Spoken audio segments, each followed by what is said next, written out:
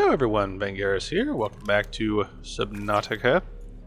We're getting back into the madness of gardening, pretty much. So right now, I want to try to finish this room. And in order to do that, we gotta get a lot of quartz and a lot of titanium. So we are gonna be busy. Busy. And any other resources we find while we're out, well, that's just a bonus.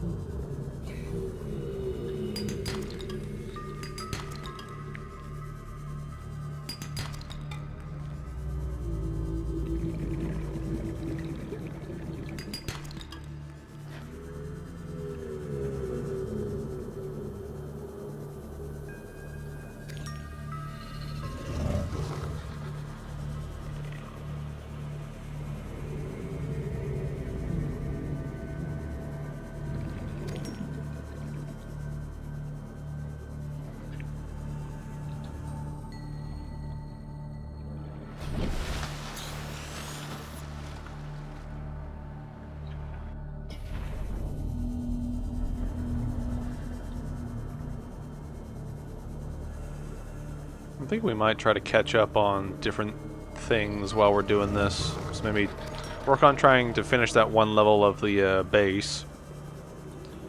Then kind of go around to some of the wreckages that require the laser cutter, since we have that now. And then from there, I think we might investigate the Aurora after that, because we'll have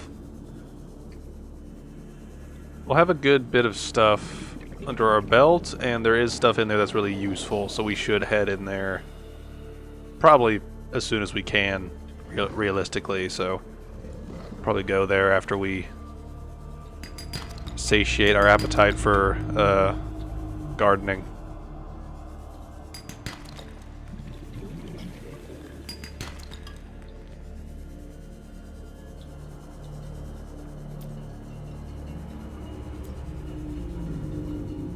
Passing 100 meters.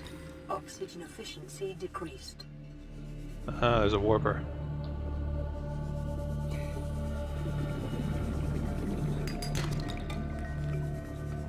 Alright, inventory is full. Let's head back.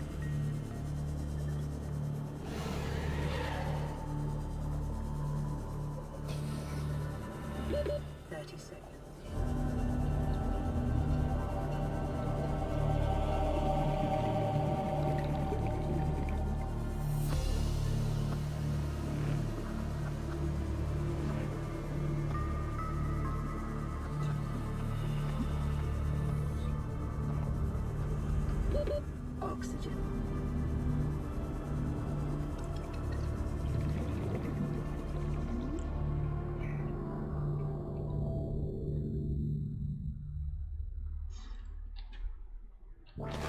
Welcome aboard, Captain.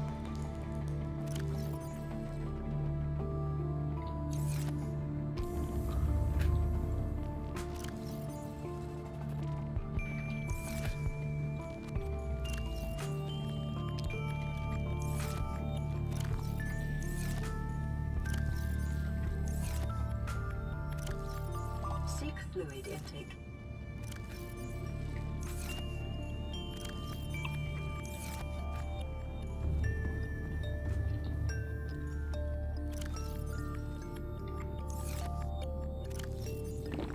Vital Vital signs stabilizing.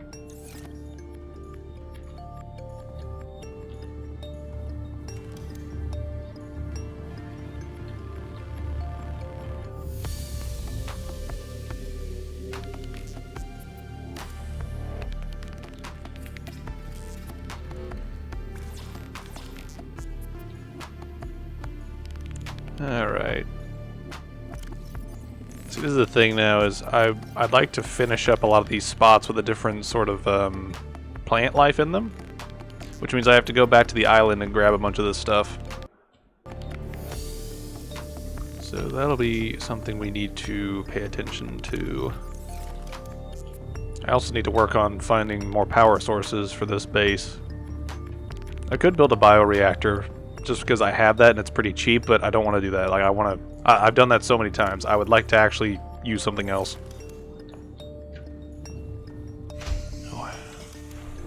Right now, I'd really like to, you know, I'd really like to get the thermal plant, which I believe I have half of that. Why are you in here? Warning, emergency power only. Just a peeper. I guess I dropped in here.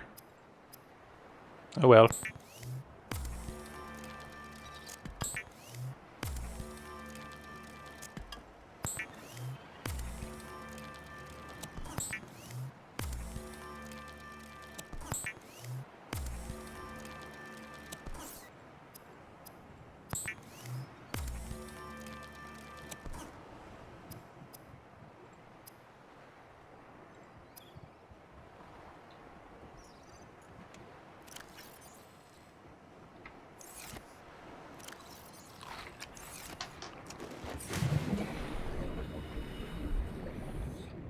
Alright, let's...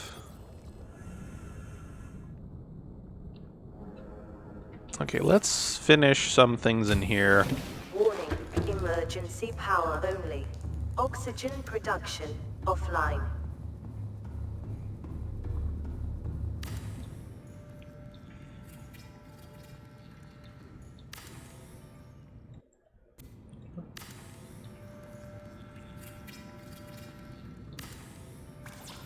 Alright, get rid of some of those. I'm trying to think of how many aquarium things I'd like to put, because I was thinking about having them sort of in the middle. I like that idea, but at the same time, they would take up a lot of space. And I feel like having another floor dedicated to fish in general would be good. So I think we might save some of that for later.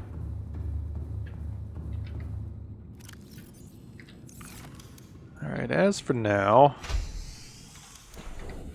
let's head over to some of those wreckages and see what they have for us, because if they don't have something we can learn, they have something we can get, just because we'll get titanium out of it.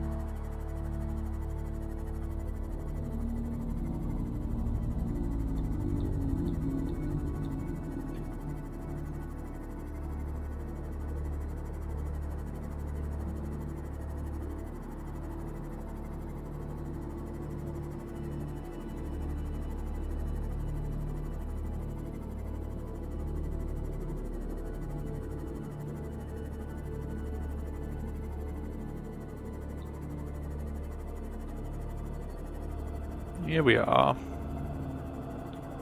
Now, let's find... 100 meters. Oxygen efficiency decreased. Let's grab anything that has resources here. Meters. Oxygen efficiency greatly decreased.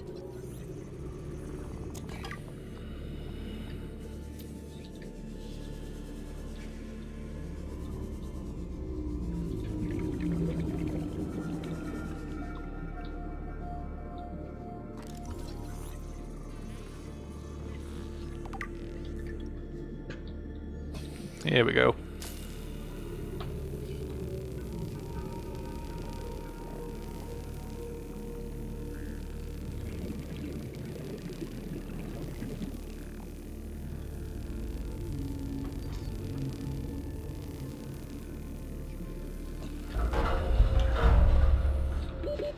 Seconds.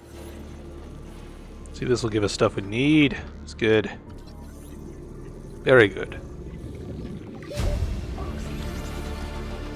New blueprint acquired. New blueprint acquired.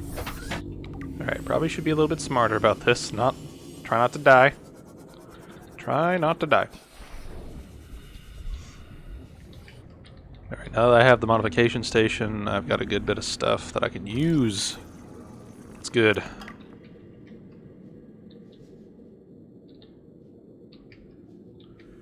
One thing I love about games is when they have repeated assets. Like, this woman's picture appears throughout a lot of the crew, like, stuff, so it makes you wonder, was she like the village whore? It makes you wonder. And I know that they, like, and I know it's just a repeating of assets to sort of like fill the slot of we need to make this sort of, you know, more dimensional. Like, it's good to add a detail of, oh, this is where, you know, this is a person. You know, a person had pictures of other people in here. There's, you know, it's basically just going, hey, look, humanity, being human, you know. But it is one of those things where when you sort of think outside of the box for a second, it's like, oh yeah, if everyone has a picture of this woman, either means that they all loved her or she was, like, passed around, you know. And it's personally, I find it funnier if she's the village whore. Or the ship whore, I guess it would be. Alright. There's some stuff we could loot down here that'd be useful. Let me grab some of this stuff while I'm over here.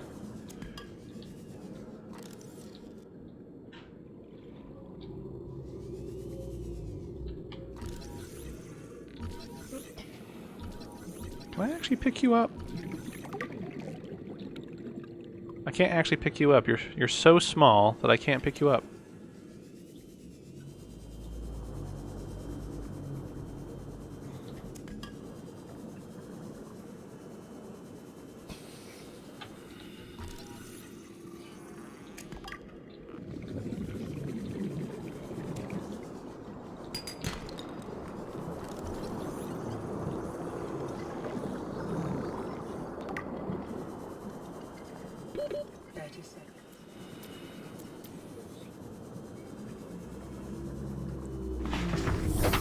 Alright.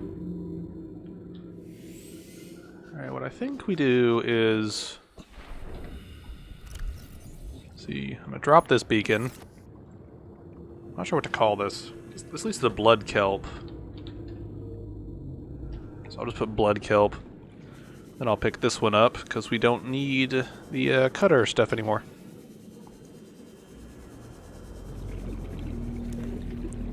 It's a good thing I came over here, because I almost forgot about this room.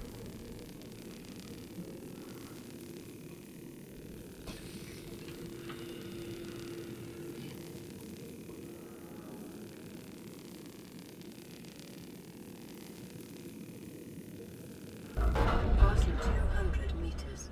Oxygen efficiency decreased. Cyclops stuff. New blueprint acquired. Cyclops stuff, good. Okay. Alright, let me bring the sea moth over here just so I can put a few resources away. 30 seconds.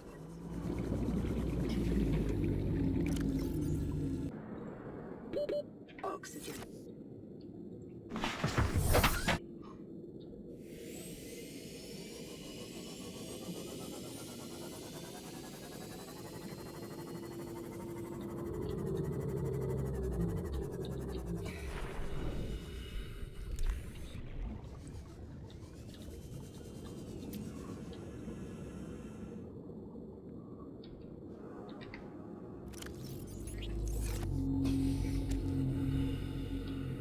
Alright, that should be pretty much everything here, I think.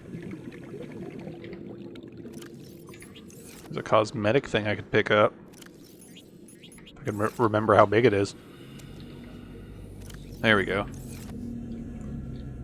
This time around I want to pick up all the cosmetic stuff just because I think it'll be cool to go through it.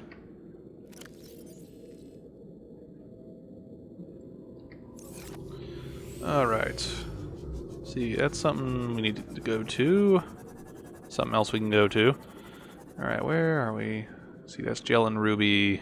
This is blood kelp. Alright, let's go home and unload. Actually, come to think of it, are there any other...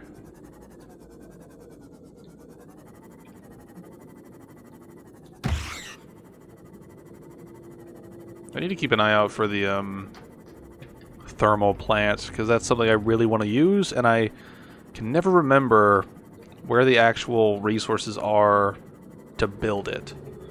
It always seems like I get it way after everything else, when it's like you start in an area right next to a thermal, like, I don't know what you'd call it scientifically, but just an exhaust port in the earth, you know?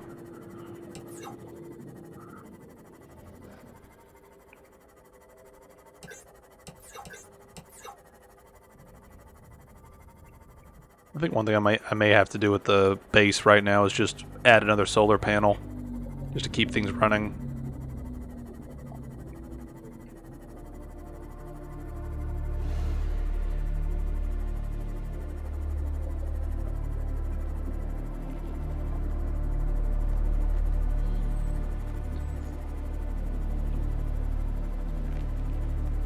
One thing I should do as well is customize this sea moth.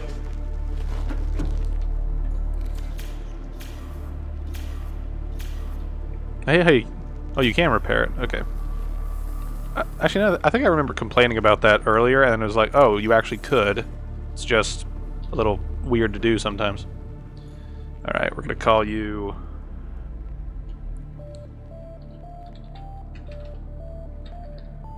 Let's see...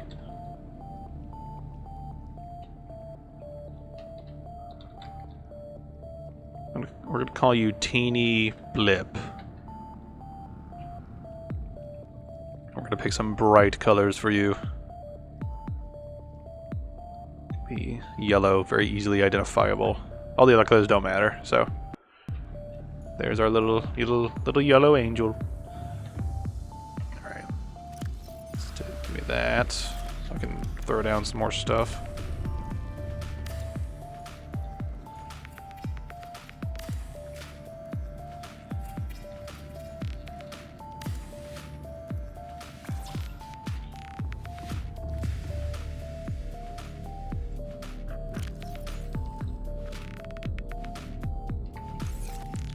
Alright, one thing I do need to do is I need to make a little... I need to make a place in my room where I can just put down a bunch of different stuff.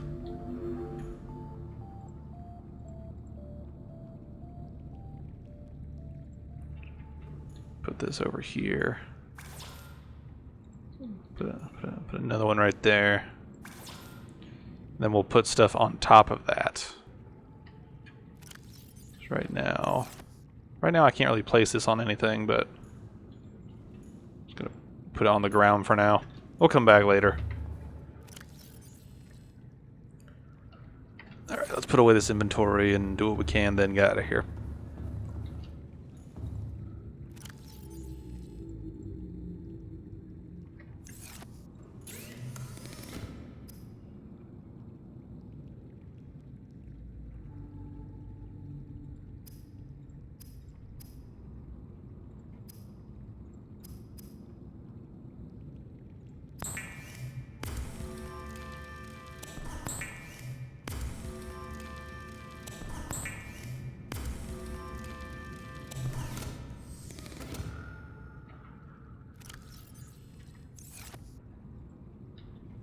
Alright, before I forget, I actually probably do need to focus on building another solar panel.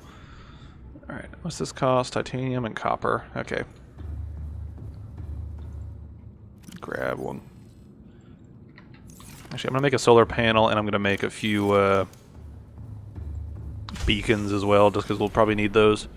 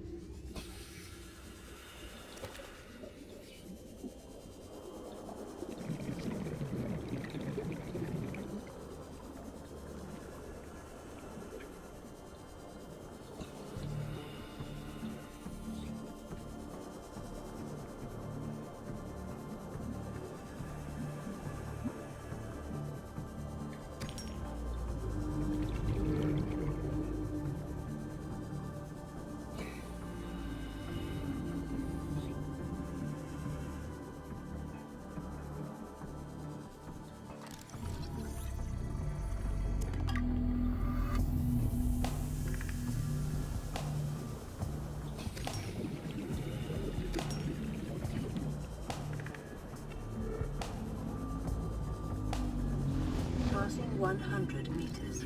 Oxygen efficiency decreased.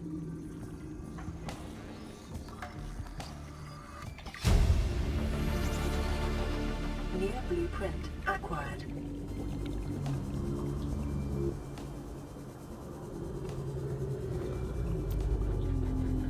I don't remember this wreck. Have I been here? Yeah, I've been here, okay. But I have not been through here. 30 seconds. Alright, need to go back up so I don't drown down here.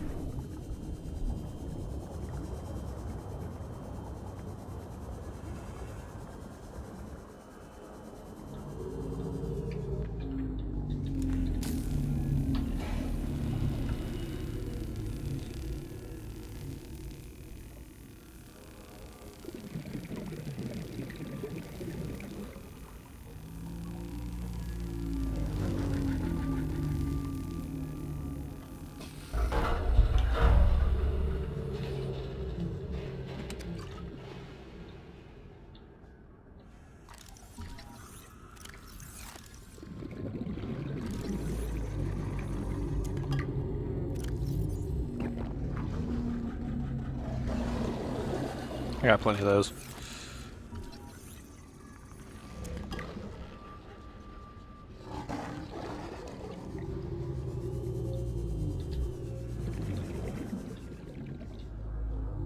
Oh wow, this just leads back into a room we were already in.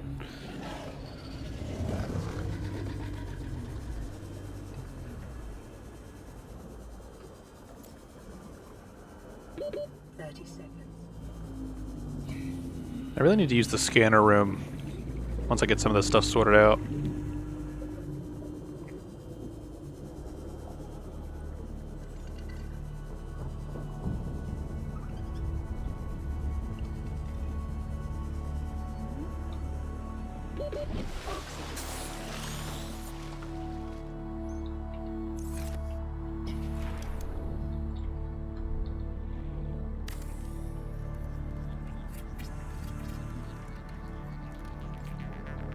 Alright, more power, good.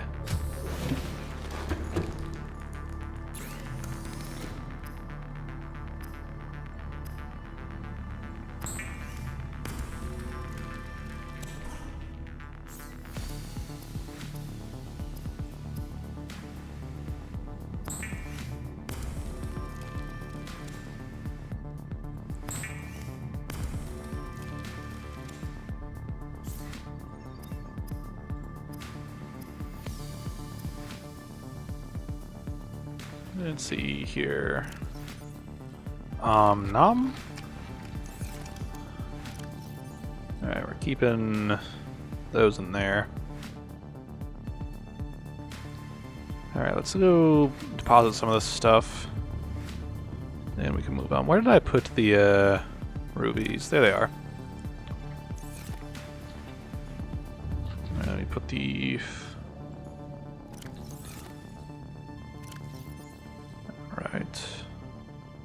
I'm trying to think of how best to do this.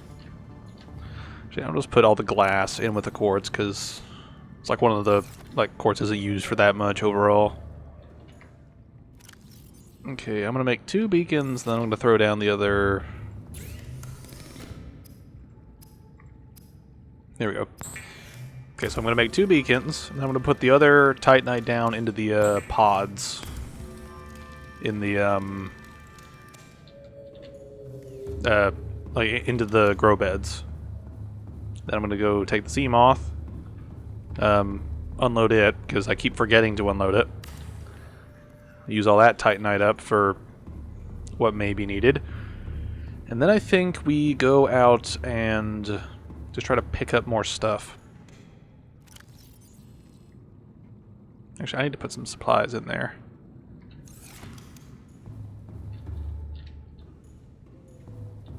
Let me see. I need one of those.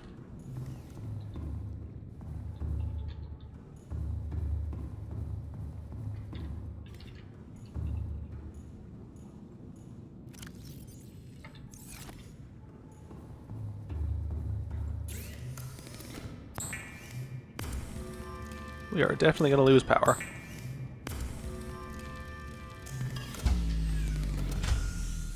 Warning, emergency power only. This is one advantage of being right next to the life pod. If you build outside of the life pod, then you don't really need to use the life pod that much. But in an emergency, you have a little bit of extra power just sitting there. It's very helpful. Alright, so let's take Teeny Blip out. Because we need to grab some lithium. Emergency power only. Oxygen production offline. Alright, where's another wreck? Actually, wait, I need to put some of these resources into the grow beds while I'm here. Alright. Now, let me see. Grub, voxel, shrub, pink cap. Alright. Trying to think of what I need to get. I think for now, we go to that wreckage, see what's in it. And then I think we go to the island, pick up as much flora as we need, and come back. This is one of the weird things about this run in particular is I'm not normally like the cosmetics guy that wants to completely deck out absolutely everything, but for this run I kind of do. Like it's a nice kind of change of pace to kind of take things slowly.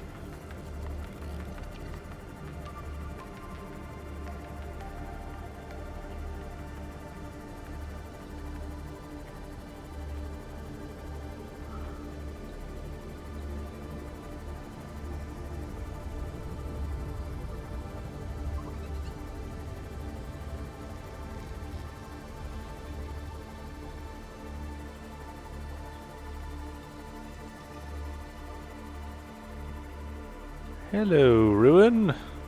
Where's your door? There it is.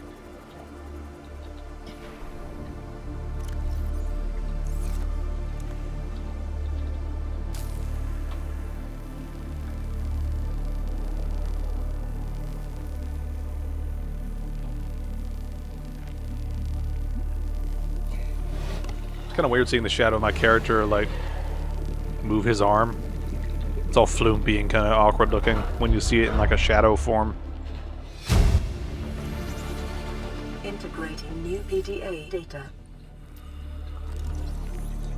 That's useful. Anything else around here that's useful?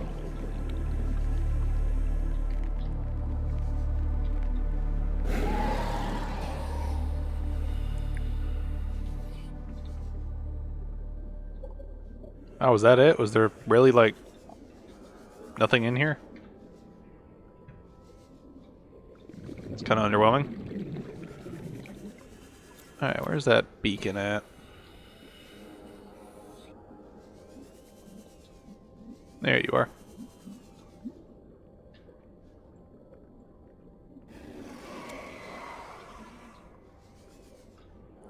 Alright, so that's taken care of. I don't think we have another beacon to investigate just yet.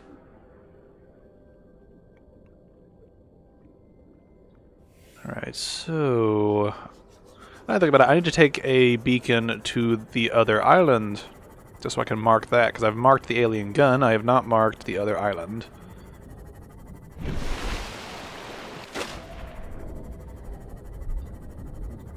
I also need to head over there anyway, just to grab a bunch of stuff.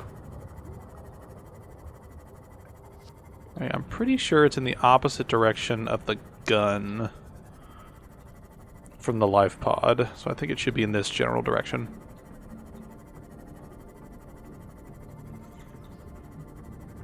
And right now what I'm thinking in terms of some of the stuff at the base, I like to keep that water machine running until I get like a full stack of the water, or at least a decent stack, just in my sort of reservoir of water, you know? It's just one of those things where I want to make sure that I can manage those resources. And then after I get enough, then the thing should stop sucking power away. I'm pretty sure that's how it works, but I might be wrong.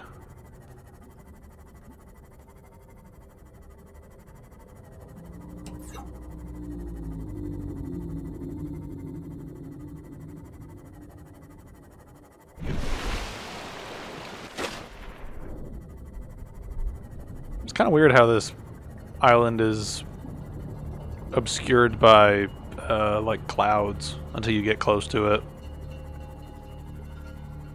It's one of those weird things that I feel like they did just so players don't naturally try to gravitate towards land. You know, because for all intents and purposes, you are better off in the water than you are on land. You know, like there are greater threats in the water, obviously, but you know, it is one of those things where it's, you know, all the like 90% of the resources, or 95% of the resources are in the water. You know. All right, where's the beach? Is this the beach? Yep. All right.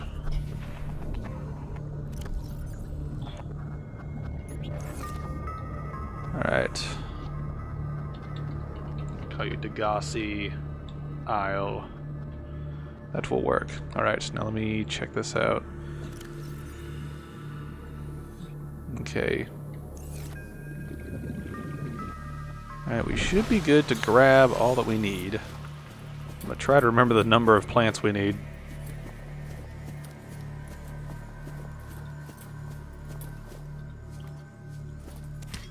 I'm going to have some snacks while I'm here too. Yeah, this is one of those things that I don't get, is like in the lore they made a point that like the natural plants of this ecosystem weren't going to sustain them when one of these trees can sustain a player for a full 24 hours. And they grow pretty quick. Like it's that weird thing where, you know, it's like your lore is not matching up with your mechanics. You know, which is a problem. Alright, so that's good. Alright, inventory's already full. Okay, how many of these do I have? 1, 2, 3, 4, 5, 6, 7, 8, 9, 10, 11, 12, 13. Alright, so that's probably about as good as we can get for some of this stuff for now. Let me do a final count again, just to be sure. 1, 2, 3, 4, 5, 6, 7, 8, 9, 10, 11, 12, 13. Alright, I've got one at the house, so I need 2 additional ones.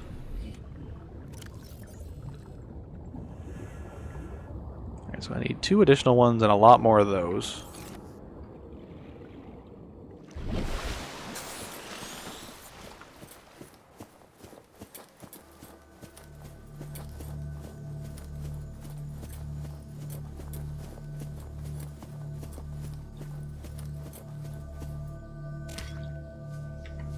Alright, it seems like you automatically get 4 of them. Alright, so those are good. I need to find more shrooms. That's what I really need. Shrooms! Shrooms for every day and night. Alright, this next little bit might be a little bit boring because we're basically just going to run back and forth between here and our base as we build up our garden.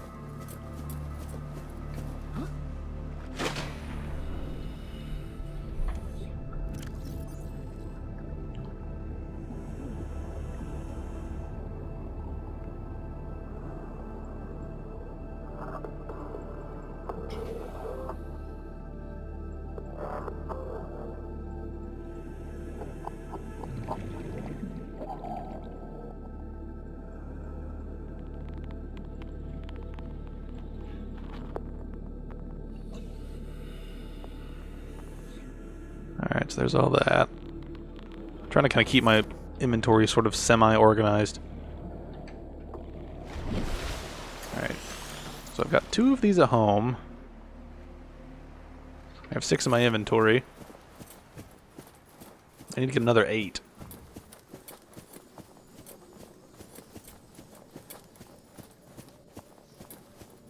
There's Which is the one thing. I could dump this titanium just because you get titanium pretty much everywhere. I think we'll do that. Look at them roll. They're returning to the ocean. I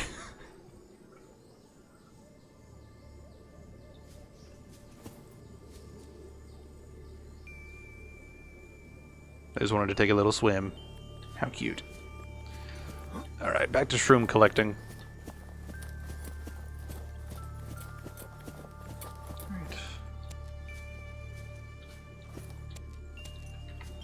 Alright, so I'm going to need a total of 14 of these in my inventory. May as well pick up some of these while I'm here.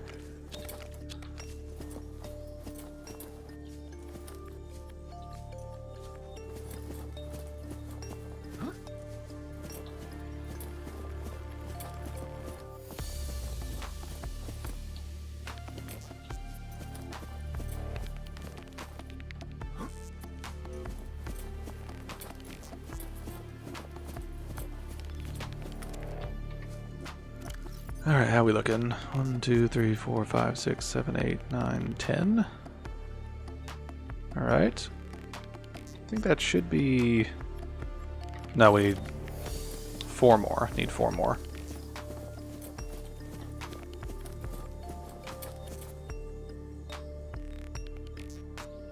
I forget if you can get, like, seeds by stabbing these things. Apparently not.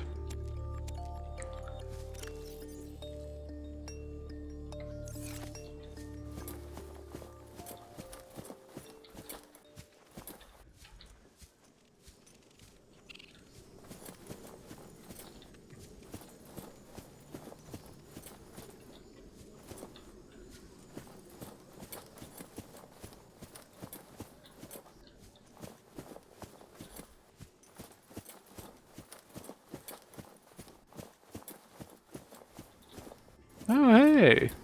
Signal location uplifted. You see, Chief, you brought us to this sodden planet. Told us we'd see a lush payday. Now what do we got some 6 weeks later? A dead crew, a habitat that's half buried, food washed away. I suppose the executive decisions would be better left to someone with your extensive experience of hitting people in the face. I know enough not to take unscheduled detours to uncharted planets. That's something you don't want to learn the hard way. Easy to judge a decision in hindsight. Harder to come up with a plan of your own. Got one already. We take what we can carry and hunker down in a cave somewhere. I scouted a site, a couple 100 meters deep, lots of metal deposits. How do you imagine we'd live? With ready access to building materials, like damn queens, a couple of water filters, a bioreactor, fresh fish. But Chief, we'll eat seaweed salad and drink our own urine if that's what it takes. All that matters is, do you got something better? Send the coordinates to my PDA. I'll review your proposal. This is New PDA data. This is one of those things that I keep seeing more often as I replay the game. There's a very, very, very heavy emphasis on... This is one thing, right? I'm pointing this out because it's a pattern, and it's a consistent pattern, right? Where you'll have a group of people, like, whether it's 2 or more. Let's see, 1, 2, 3, 4, 5, 6, 7, 8, 9, 10, 11, 12. I need 2 more of those. Don't really need that. Don't really need that.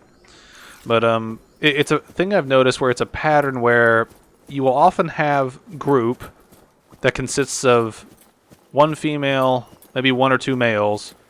The female is consistently the one that is considered to be right, and the males go with the female's proposal, and then they all end up dead. It's that weird thing where it's strange that they would have this many encounters where the women are the ones pushing for exploring and doing all this stuff. The men are against it for safety reasons, and then all of them end up dead. because of the proposed plans, right? It's one of those weird things where I normally wouldn't point this out, right? But we live in the age where, you know, everyone's trying to force everybody that's basically not a man to be in charge, right? So it's one of those things where we're in this age of sort of counter trope, and within that they've created their own sort of tropes, you know, and it's just one of those weird things where I'm sitting here thinking about it, and I'm just wondering, it's like, was it intentional that they have the Officer U and Officer Keen? Officer U wants them to go underwater and look for people and stuff like that, and then they do it, and then they both get killed, and then you've got Margaret leading the Torgals underwater deeper and deeper. She's very aggressive, and then they end up going too deep, and then they're dead because of it.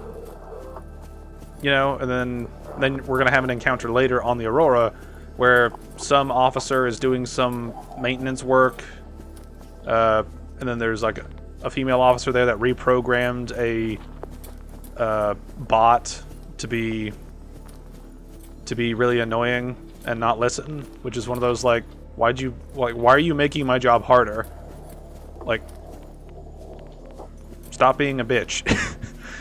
It's a weird pattern I've noticed where they've consistently had several groups of characters where the female makes the executive decisions or pushes the male to agree with them, essentially, and then they all suffer for it. And I wonder if that's intentional or if it's just a byproduct of not quite understanding the image you're sort of setting up when you mix the you know, the content of the experience with the content of the audio logs, right?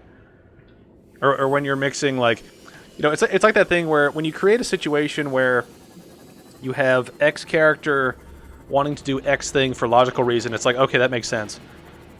But when you have character wanting to make a decision that is extremely dangerous, and then that decision is made by multiple different groups of people, and they all die, it's one of those things where you start to notice a pattern, and you start to question the pattern, right? Like, you start to question why the developers decided to have all these women be extremely gung-ho, and all of them end up suffering because of it, right? It's one of those weird things where I can't tell if they were trying to make this sort of a female empowerment, it's like we can make decisions for ourselves type of thing, and it backfired, or if they intentionally made it where all the women we see are kind of abrasive and bitchy, and that ultimately leads to the doom of everybody around them. You know, like I wonder if that's, like, I start to wonder if they even thought that far, or if they just included it because, you know, women in STEM, you know, that whole meme. Like, I wonder how much of this was genuinely thought of as this is a good character moment for everybody, or if they just had the same trope and they just did it over and over and over again. Because it feels like they did the same trope over and over and over again. You know? And this is one of those things where, like, I don't... Like, it's nauseating that I have to say this every single time, because people always come after you whenever you criticize anyone remotely out of the realm of the traditional male, like, masculine role model, right? But it's one of those things where just there are plenty of female characters that are awesome. Plenty of them. There are plenty of examples in Western media, plenty of examples in Eastern media. There's plenty of examples just all over the place. But it's just a thing where it seems like a lot of Western sort of female leads nowadays and female characters just suffer because they make them very unappealing. You know, overly aggressive, extremely... You know, they basically turn them into sassy bullies, pretty much. And that's a consistency I wish would be dropped as we move into, like, newer games. This is Lifepod 4. We've landed close to the Aurora. Flotation device is active, but we've got some big old fish in the water with us, and I don't know how long we're gonna last. We're close to the crash site, so bring radiation protection. 4 out. Signal coordinates corrupted. Approximate transmission origin recorded to data bank. It's actually a very fitting point, since we're probably going to hit the Aurora today.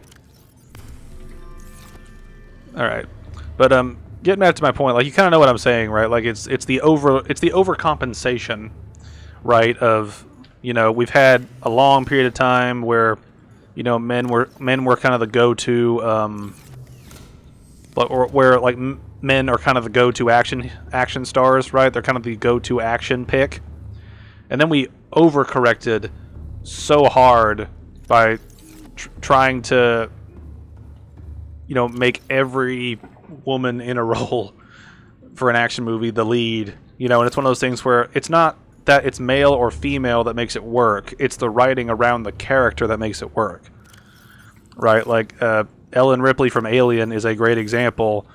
Alien and Aliens, right? Like she's a really good example of how to do a good character while still maintaining the atmosphere of the action movie and keeping things believable in a way that works for both men and women, right? Because, it's one of those things that really annoys me about a lot of writing tropes sort of post-2010, I've noticed. There's a lot of writing tropes where they're desperate to make the girl power message come through, and oftentimes they end up making a situation where you're not making a girl power statement, you're making a girl power girl boss move, which is usually negative because you're making the character, what you think the character is versus what the character actually is becomes a very big problem with the girl boss phenomenon, right? They're great at everything for no real reason. They just are, so already you're setting them up to fail because their skill set is unbelievable, because it's kind of like Rey is a really good example from Star Wars just because she's blatantly overpowered. She knows how to do things when she shouldn't, and she's way better than people that should logically be better than her at the things that she does, right? Like we see that in all the movies, with her. It's just a thing where the writers can't have her lose because that goes against the narrative. And that stuff and that kind of writing is just so boring, generic at this point, and just leads to a character that's ultra forgettable. Part of the reason we loved characters in that franchise specifically outside of that, like when you look at sort of the main Force users of sort of their respective trilogies, Luke Skywalker was the main Force user of the OT. I'm sorry I'm going on a Star Wars rant right now, but I need something to talk about while I go plant picking. But, Luke Skywalker was the main Force user in the original trilogy, right? And he was a great character because he followed a lot of sort of common tropes that you get on the hero's journey. He's a small town, farm boy who wants to go out and see the world. And then when he gets wrapped up in an intergalactic conflict, he gets to go out and see the world. But it costs him, right? He loses his family, right? They are dead because of his involvement, his unwitting involvement in sort of being with and protecting R2 and C-3PO. Right? And now that he has nothing there for him, now that he has nothing there for him on Tatooine, he joins the rebellion, he meets Han and Leia and stuff. He goes through, different things that improve his skill sets. He learns about the Force. He actually gets some training. It's one of those things where, he actually gets some training, which is a big thing, because we don't see Rey really training in anything meaningful until we get a time skip in Rise of Skywalker. Right, and that's part of the problem is, and I've seen a meme graph that actually breaks this down, where when you compare Anakin Skywalker in the prequels, Luke Skywalker in the OT, and Rey in the sequels, you get a very stark contrast where Rey is just sort of automatically good at everything, and she doesn't suffer nearly as much as the other two, right? And this is one thing that I mentioned is, you could have played off of that, the fact that she is so good at different things, if you did like a twist at the end of like the main sort of story. Like one thing that I think would have helped redeem the trilogy in a way is if you played on the drama between Kylo and sort of his fall to the dark side sort of thing. See, I think I just need 3 of these. But like if they played on Kylo's fall to the dark side in Rise of Skywalker and made it where Rey actually lost because she didn't want to kill him, you know, that thing where, you know, sometimes restraint means that you will lose. That could be an interesting sort of change of pace compared to the good guys always winning, you know, and what have you. You know, it's just one of those things that it's just one of those things that I think could have made the sequel trilogy interesting, is if they built up Rey as the person that doesn't lose in the first 2 movies, and then at the very end of Rise of Skywalker, she actually does lose to Ben Solo. That would actually create an interesting arc for both of them, because it leads somewhere. We actually get a twist instead of just a generic girl boss that beats the villain every single time, right, on their own. You know, and that's a very big problem. You know, that's like part of the reason why Luke and Anakin were better characters was because they lost, and actually lost. They didn't tie. They didn't vaguely, you know, have something bad happen to them. They didn't get like a cut or something on their face or whatever, and that was it, right? Like, they actually lost limbs. They both lost an actual, you know, fucking hand, right? They lost a limb, right? They went through adversity that actually saw them fail, and that's part of the endearing nature of Luke Skywalker in particular, as well as Anakin, right? You know, like when you look at those 2 characters, they have a myriad of things affecting their character in ways that many people often forget. You know, like a lot of people forget a lot of details about those 2, like just from the movies. You know, and I stick to movies because that's sort of the canon to me. I know there's a bunch of Legends stuff and there's a bunch of like extra stuff that has been like put out in like comics and TV shows and stuff like that, but I consider the movies are canon. Everything else is basically fan fiction at this point. Now granted, Star Wars probably has the best track record of making good fan fiction, but I still stand by that point. I don't quite know how many pink cap I need, but I'm just gonna grab all these and just come back with them. We should have enough by now.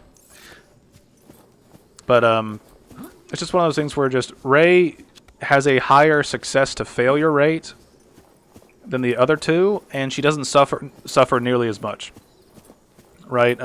Like when you compare all 3 of them, what did Anakin lose, or what suffering did Anakin deal with?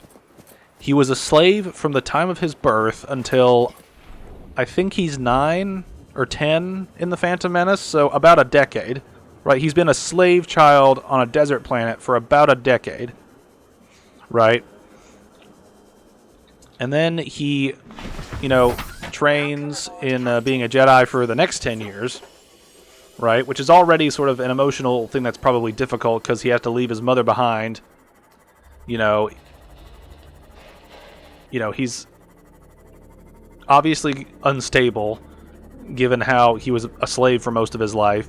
And then he kind of falls, you know, into that category where he's in love with someone and he can't be with them given the Jedi order, right? So that's informing us of character already because he feels kind of limited. He understands that he's strong, but he feels like other people don't recognize it. You know, and he feels like Obi-Wan doesn't understand him to some degree. You know, and we get that, you know, in episode 2 a lot. You know, we see that he has a dark streak. You know, and it's when he kills the Tusken Raider camp, right, after his mother dies.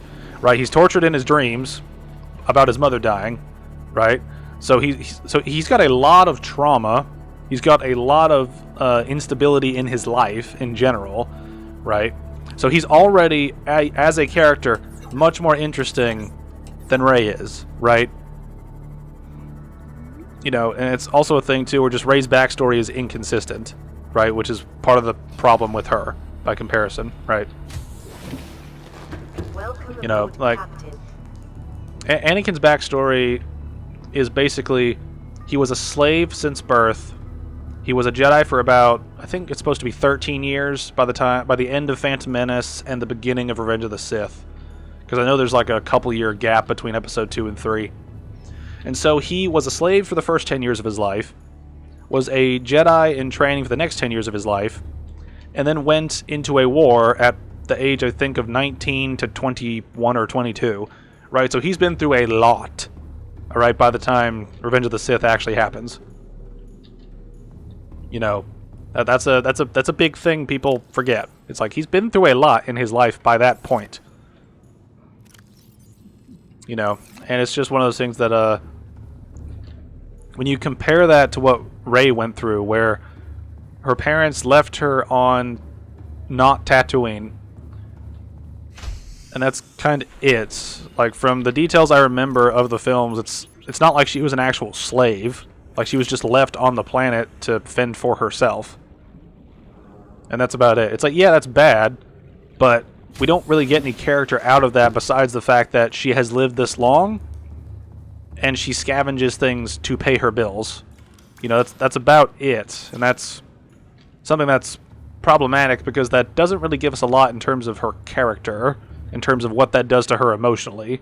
She's very blank throughout most of the trilogy, you know, in terms of how she reacts to things and how she handles things. And that's part of the issue that several people take with her as a character. It's just she's kind of a nothing burger of a character when it comes to, you know, what can you tell us about her at different points in the trilogy, right? You know, because I'd say that, you know, a lot of people attribute things to her that aren't actually in her character. It's more the audience. Like, the audience has more character than Rey does during most of the trilogy. That's a problem. I know this is a very long-winded rant about something that has nothing to do with Subnautica. My apologies. I just felt like ranting while we did this stuff. And here we are. But I'm going to stop ranting about that now because I want to focus on this.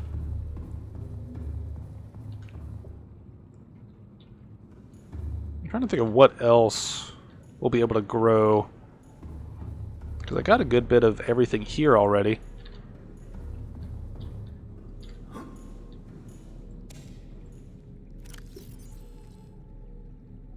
It's so weird. How do you regrow the marble melon? Like, they don't have seeds or anything, as far as I can tell. They're just kind of there. It's weird. Anyway, basically just waiting for these batteries to charge up, so...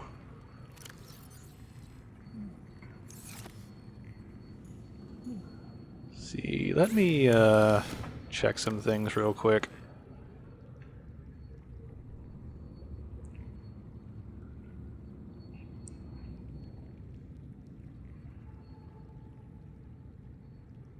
We should try to make that at some point. Actually, yeah, I need to make the modification station. That's something I need to make.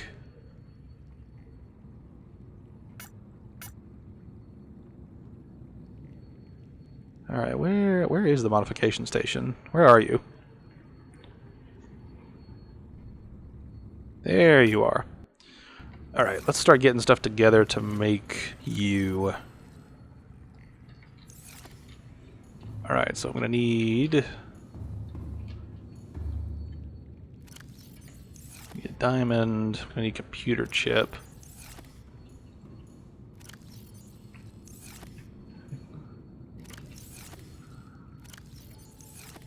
Alright, and I need titanium.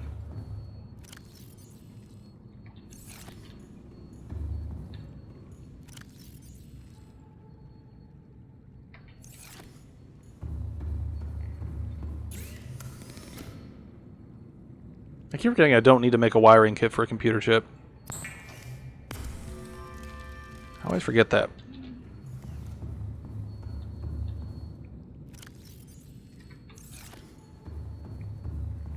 Alright, let's go look for some stuff while we're around here.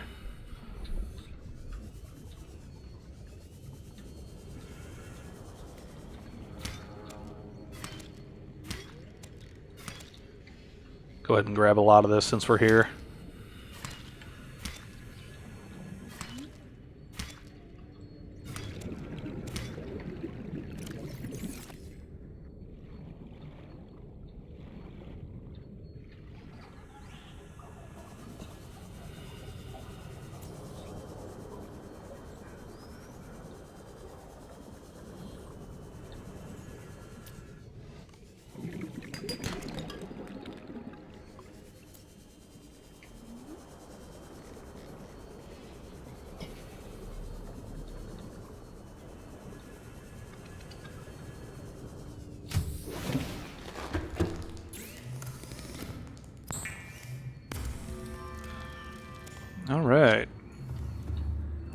Modification station time.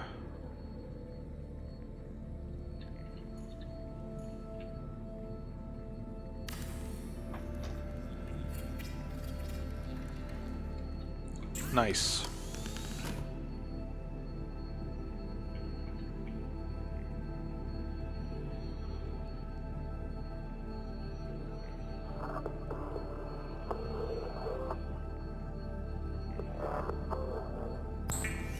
Got so much to build. Alright, we actually could work on these, because we could make these now. Alright, so let's just start working on all this stuff. So let me get that off of there. Okay, so we got a lot to build, a lot to build.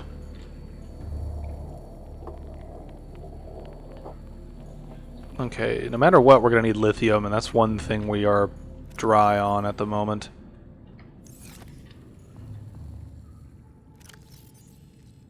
Put all those up. Alright, well, those are charging. Let's go grab some lithium. I'm thinking the best place to grab it would be the gun. Just because there's a lot of diamonds and lithium in the deposits over there.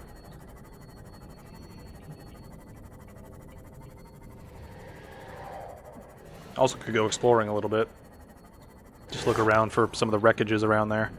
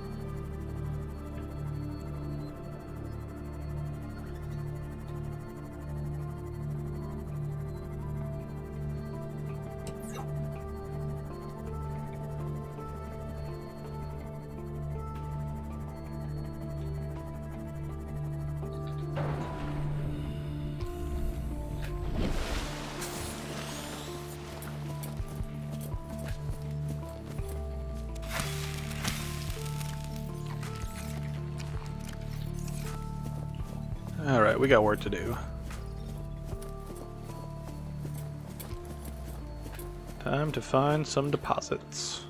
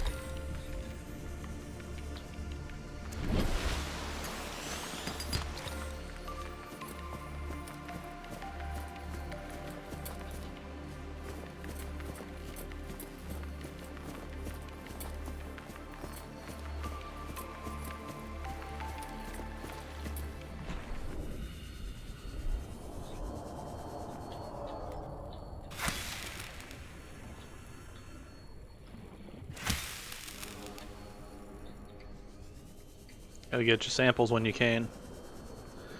Alright. There should be a key down here.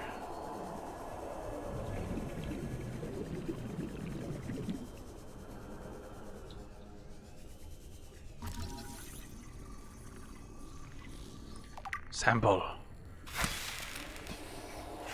Oh, I guess I can't pick up a sample.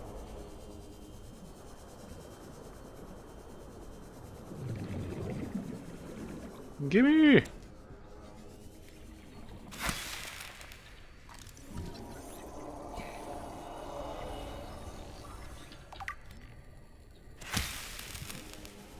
Alright. Let's go back up to the caves and look around some more.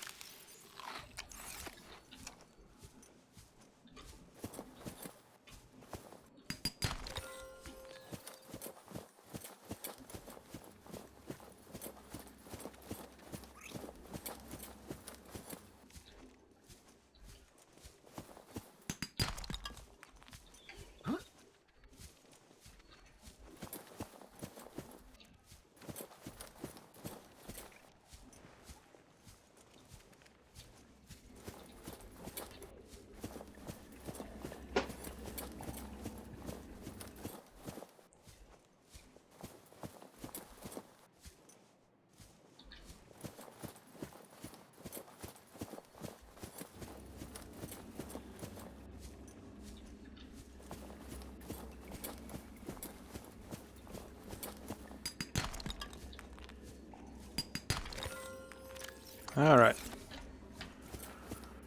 That should be a pretty good first haul. Give us a good bit of what we need.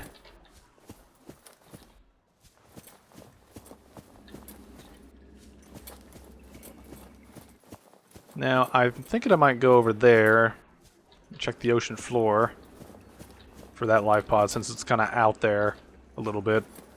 I know that's going to be a dangerous run, just because there's going to be leviathans everywhere. But we'll deal with it. We always do.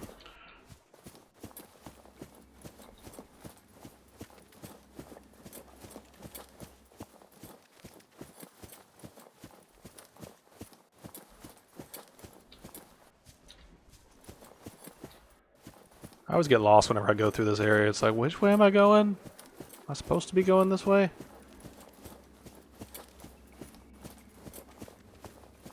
Here we go. Yeah.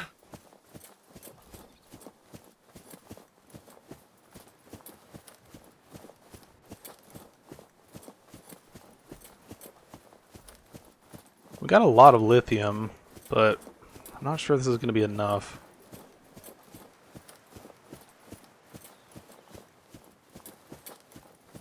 We've got all this stuff, and then we've also got to build storage units for the Seamoth, because when we go to the Aurora, we're going to get a lot of stuff just from being around there. Welcome aboard, Captain. Let's see. I want to go for that now. I think we'll wait on going there, actually. Let's go home, get all this stuff sorted out, build what we can build if we can. Then we'll start heading out, do some of this next sort of phase of escape pod stuff.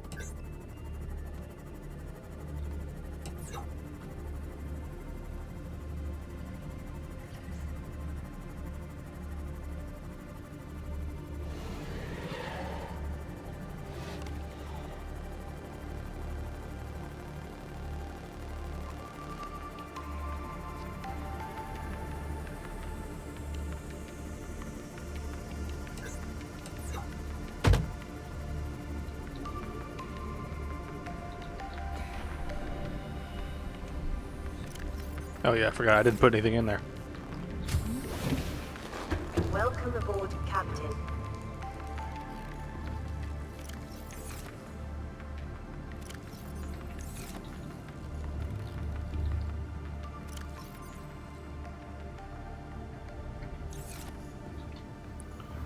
Alright, which one of these do we want to tackle first?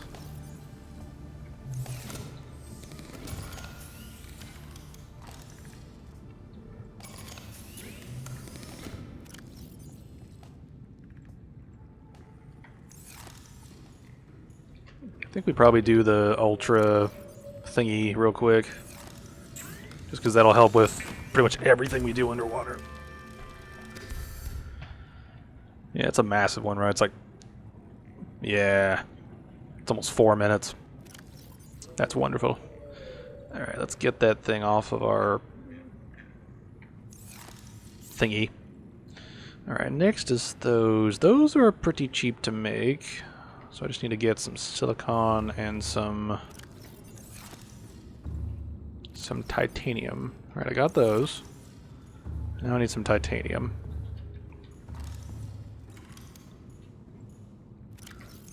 I might just deconstruct some of these just because I don't really need that many at this point.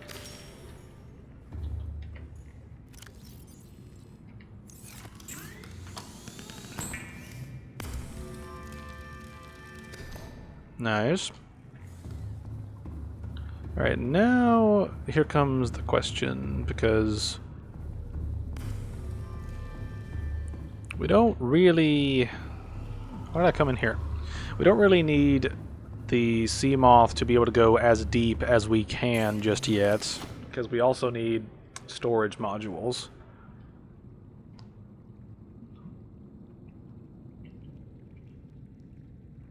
See, that thing's useful, but with the solar attachment, we're basically good as far as power goes, so we don't need to worry too much about being efficient.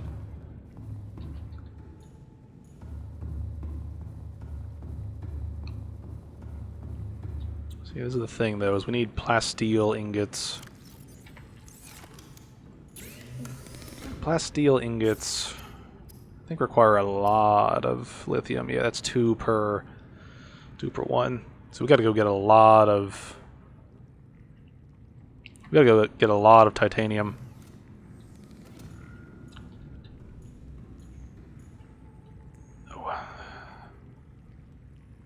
Yeah, we don't have enough lithium to do everything we want.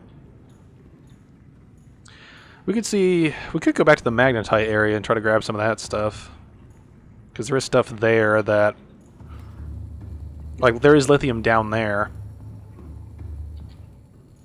I just don't think it's as common as in the other space. I don't know. I need to double check.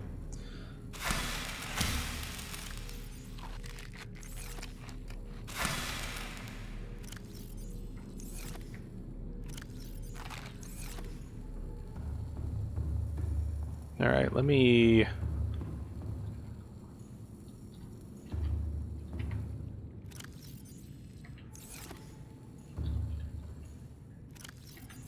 Alright, I think we were putting lithium in here. Let's put lithium in there. Kind of unload some of our stuff. We'll go down, loot as much as we can. And then we come back with as much as we can get. I might actively ignore magnetite just because we have plenty. Like, I don't think we actually end up using magnetite that much in the game.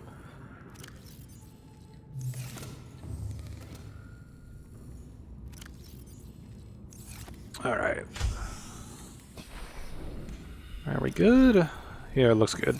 Actually, I'm gonna put 2 of these keys in there. Alright. Let's head to a mag area.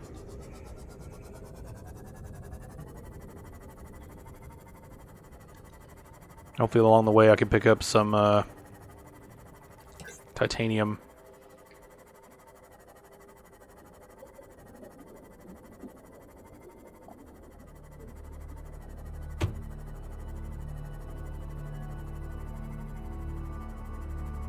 I kind of don't like the auto orientation in the game. I understand the point of it, but I think you're better off just to leave it sort of as is. Alright, so we should be able to get a good bit of things down here. 100 meters. Oxygen efficiency decreased. Passing 200 meters. Oxygen efficiency greatly decreased.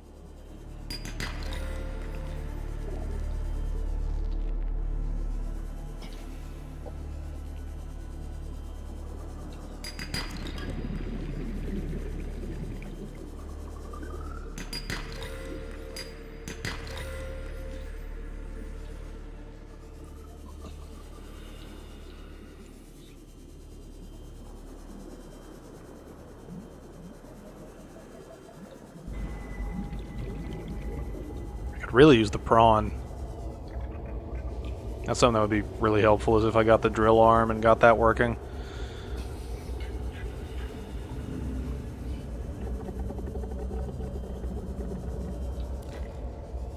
Probably should just pick up the magnetite just so I don't get confused and think it's something else.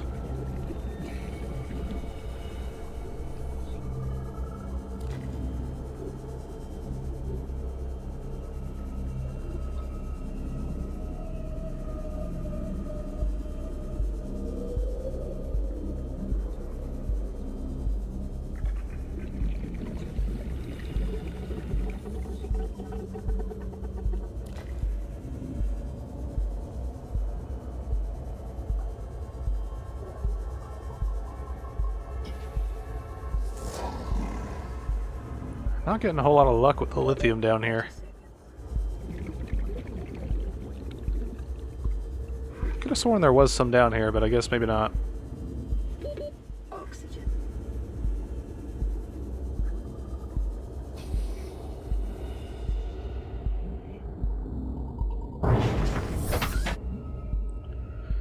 Alright. Maybe we don't go here. Maybe we should go to the,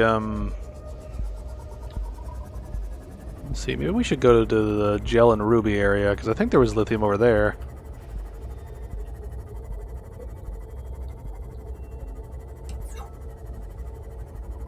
He's having fun.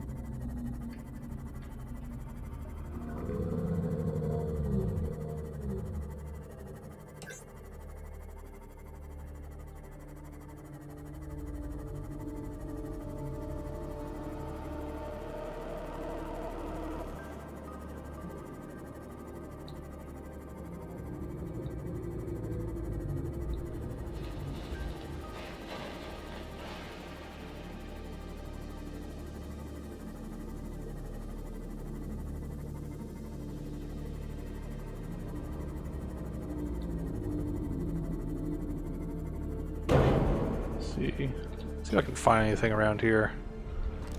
Haha! Is this as much as we need?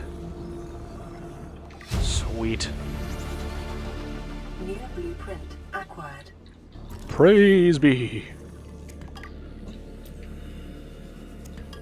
Alright.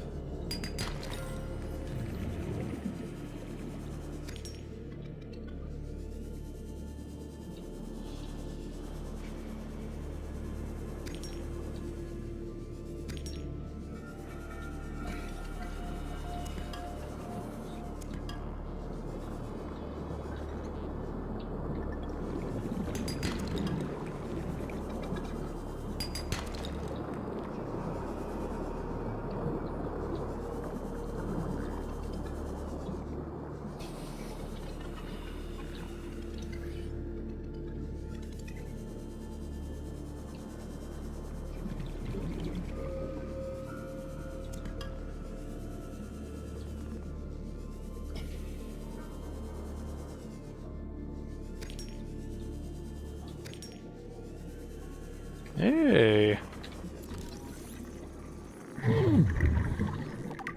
Let's see what you give us.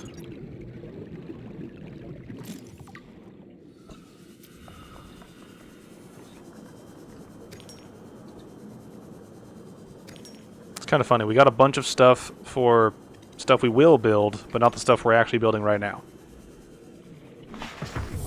Welcome aboard, Captain. What did we get? Thermoblade, that's great. I just built one.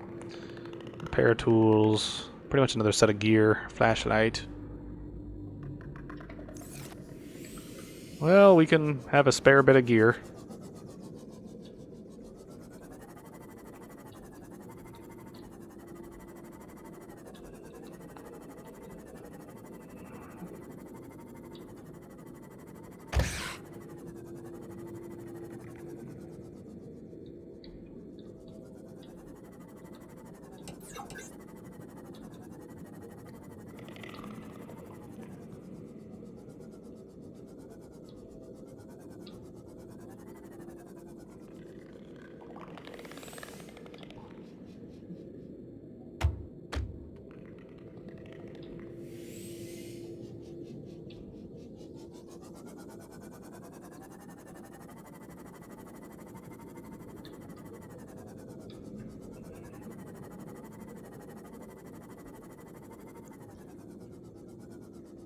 Man, there are so many lithium deposits around here. I really should probably just go to the Aurora, get the prawn, and then let that be that. Just because it's just... There's so much stuff we need to get. And I've got a lot of deposits of things within reach, but I don't have the tools to actually mine them. So we probably should just focus Aurora for now. Just to unlock all the things in there. Because we will have the prawn by the end of the Aurora. My only issue is I don't think we have the... I don't think we have the drill arm yet.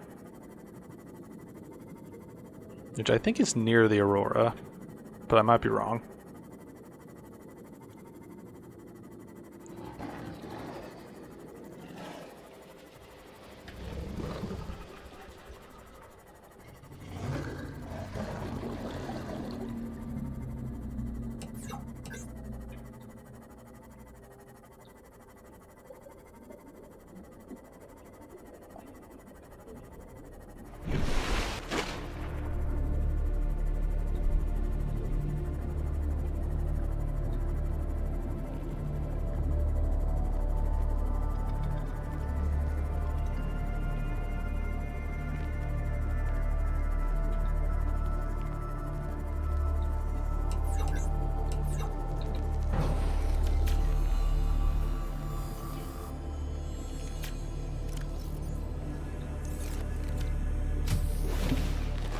Welcome aboard, Captain.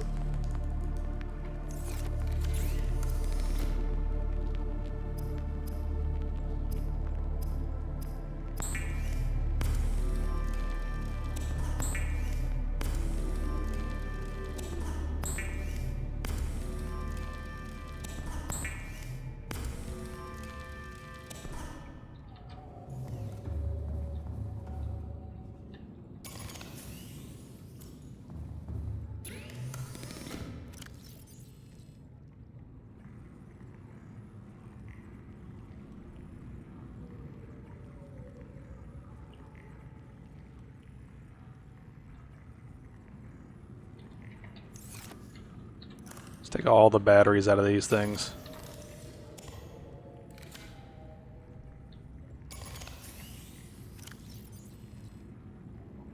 Actually, wait.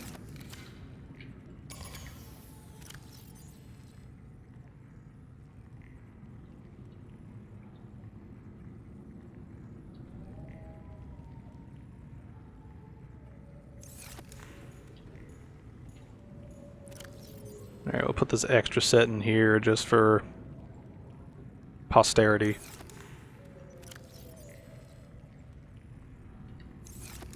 That's going to drain all of our power.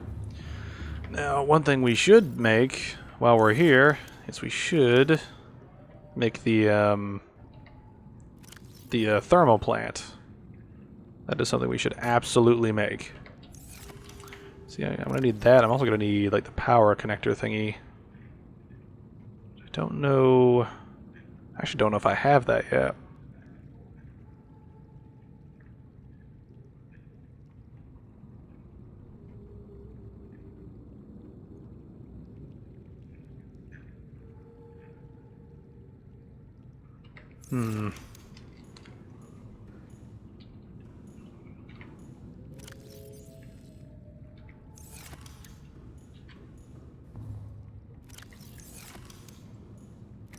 See, where'd I put the gel?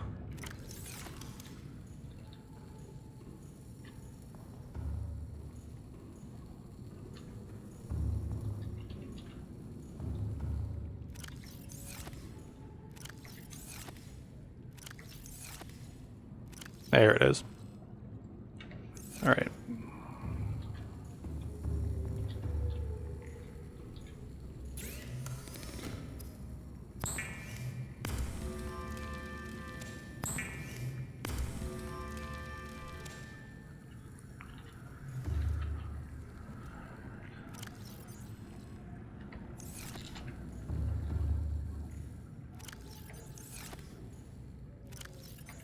Yeah, I'm gonna need more titanium. Alright, let's put some stuff up.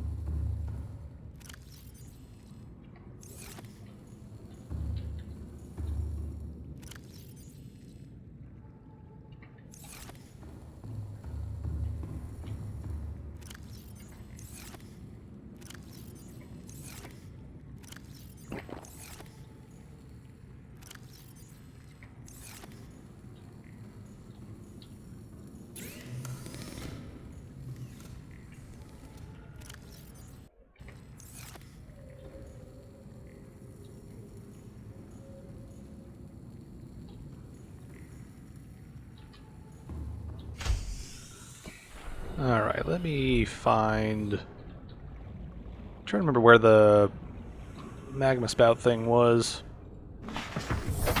I'm pretty sure it was near the Degassi Island side of the shallows. Might be wrong. Oh, yeah, that's right. It's actually right here. That's actually pretty convenient. Alright, let's put this thing down. I forget how close you have to be. I think the closer you are, the more power you produce. I need titanium, though.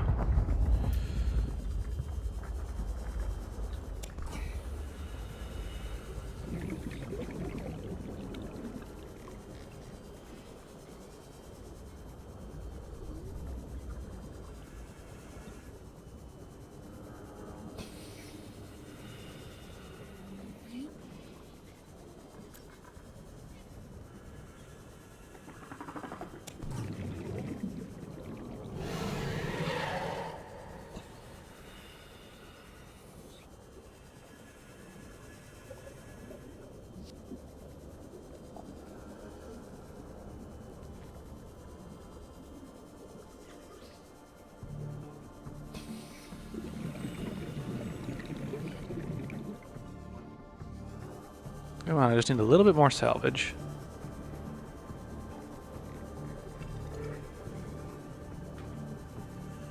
Here we go.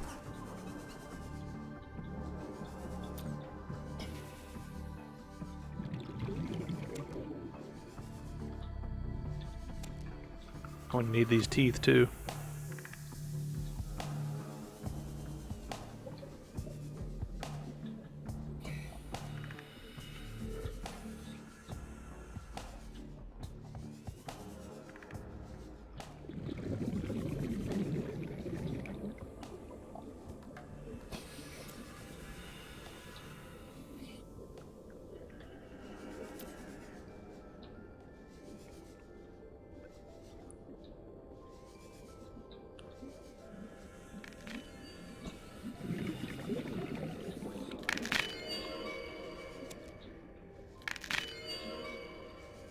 At least it makes a sound effect.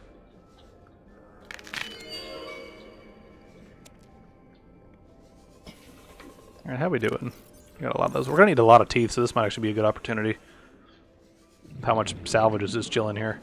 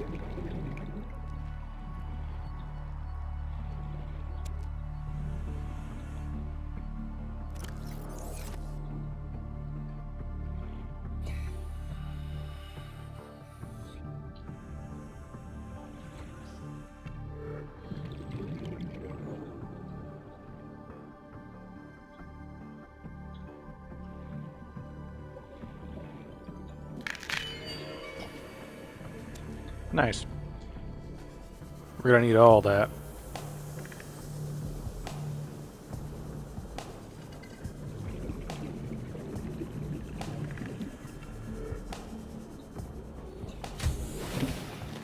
Welcome aboard, Captain.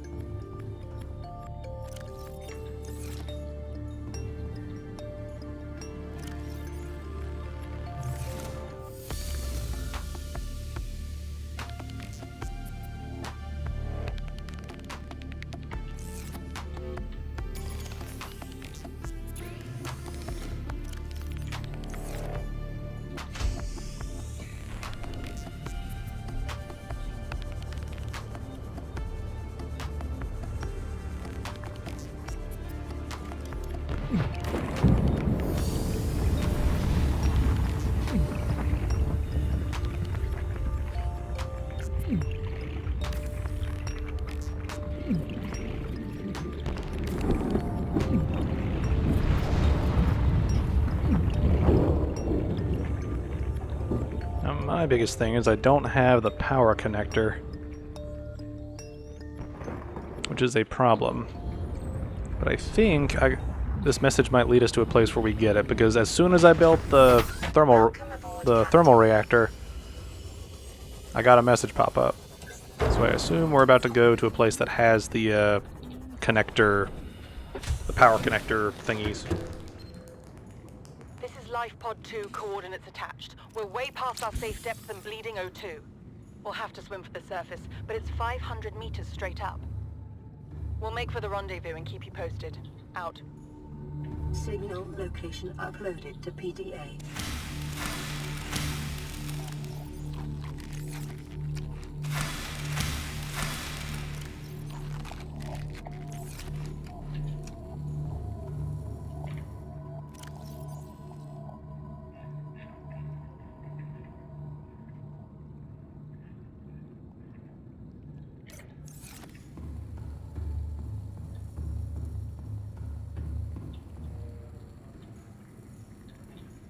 Alright, I think right now, given what we're trying to do with the base, I think we try to get everything together to make the depth modules. I think that'll probably be the best thing we can do right now.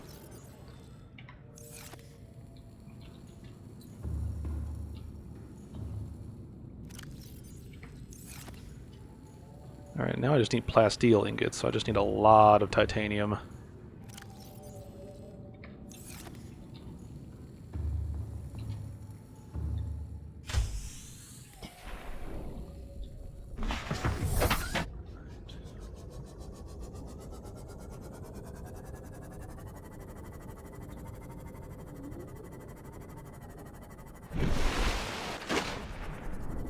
Aurora's over there. Yeah, the Aurora's got a lot of scrap near it. Actually, wait, yeah, they're still dancing all over their stuff. Yoink. Yoink.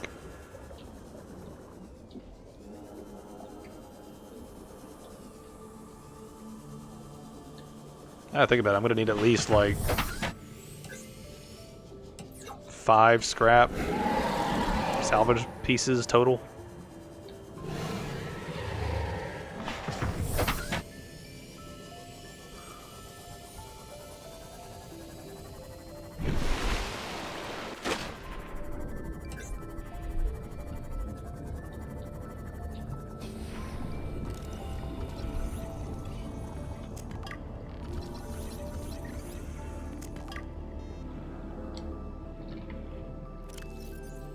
Alright, should be good.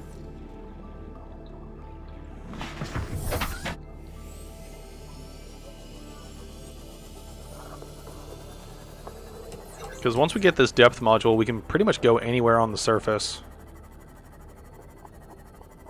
which will be a big help.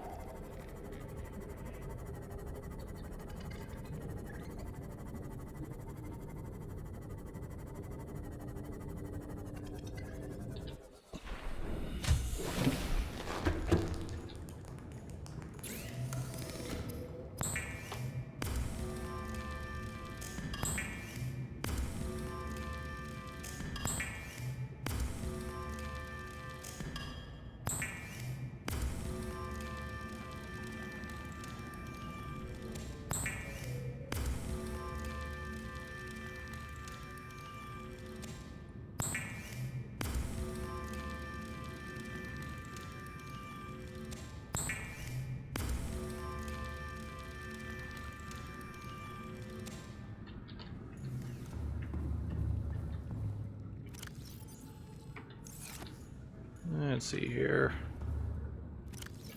How many do I need? Just one. Okay.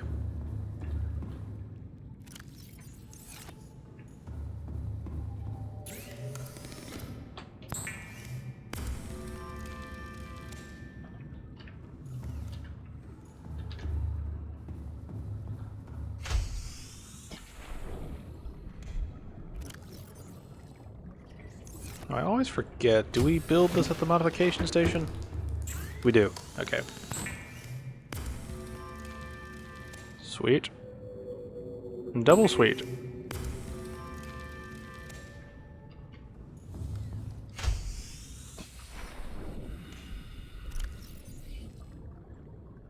Nice. Alright, I think while we're at it, let's build one storage module. Then I think we'll be good. Because after that, I do want to go out and explore some places and unlock things.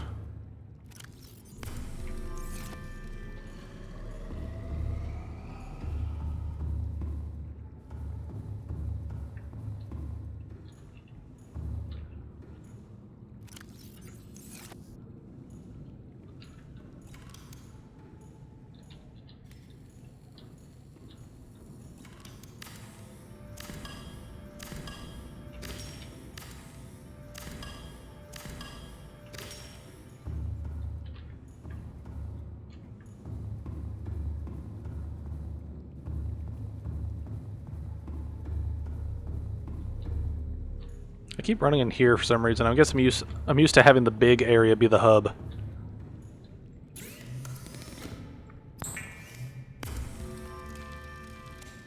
Alrighty.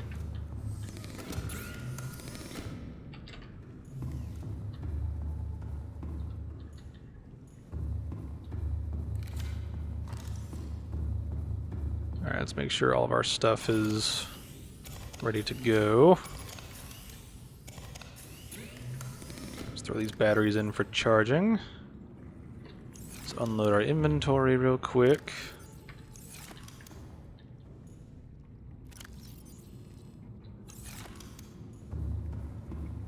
Alright, let's put this aqua up. And then we're going to run around and grab some of these points with the wreckages. Not the wreckages, the life pods.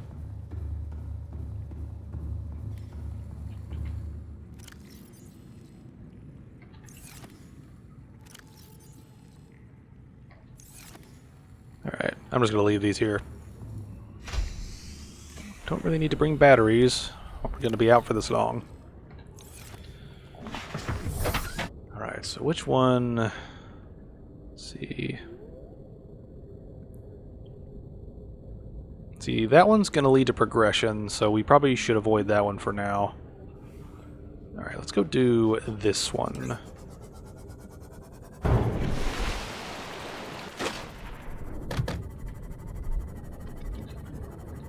Make sure my boat's repaired before we enter dangerous waters.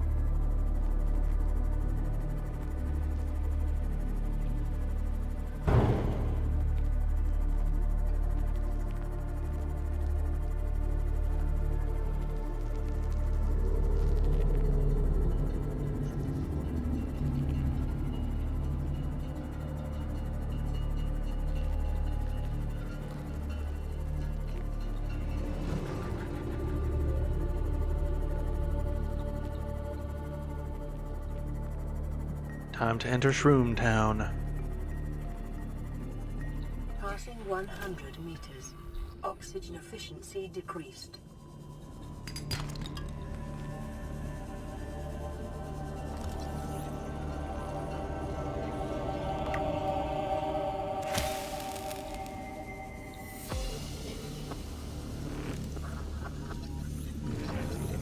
No, come back.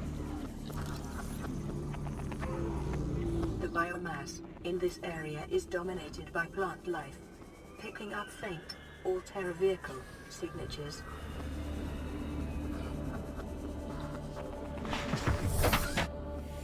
Alright, let's go through here. Keep an eye out for any vehicle parts. Which there's one right there.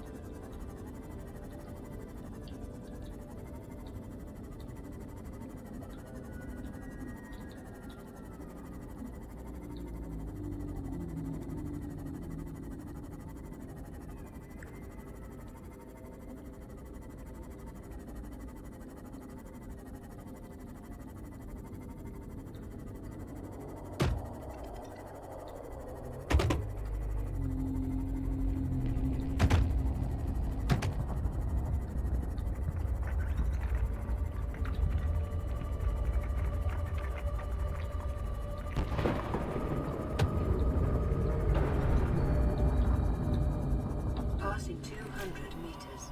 Oxygen efficiency greatly decreased.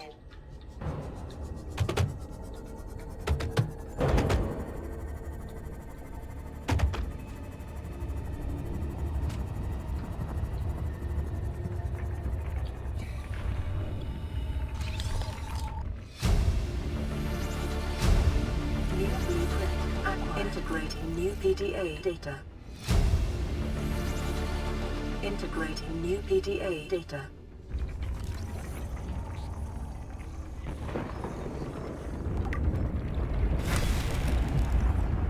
Detecting volcanic activity and several unusual electromagnetic signatures in the region. Exercise caution when diving deeper. Just want your science. Thank you.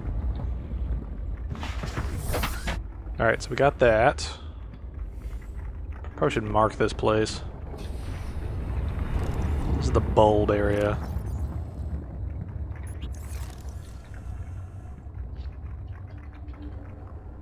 Bulbs. That'll work.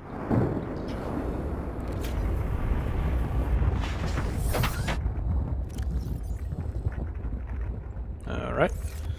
Alright, now let's head to...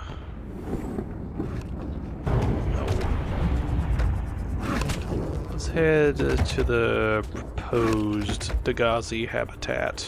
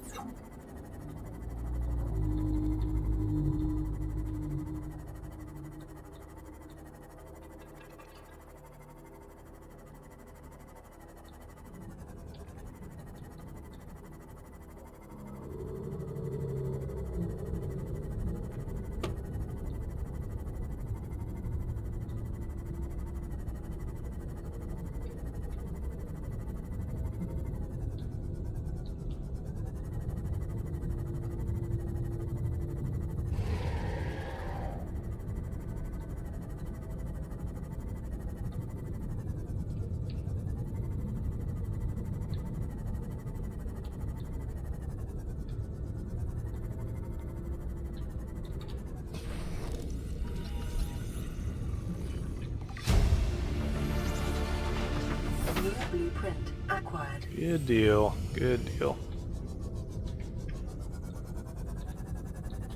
I think we might actually be able to find the power transmitter thing around this area. I remember there being a pattern. Or not a pattern, but like I remember there being wreckage parts that deal with that stuff around the wreckage of the Aurora.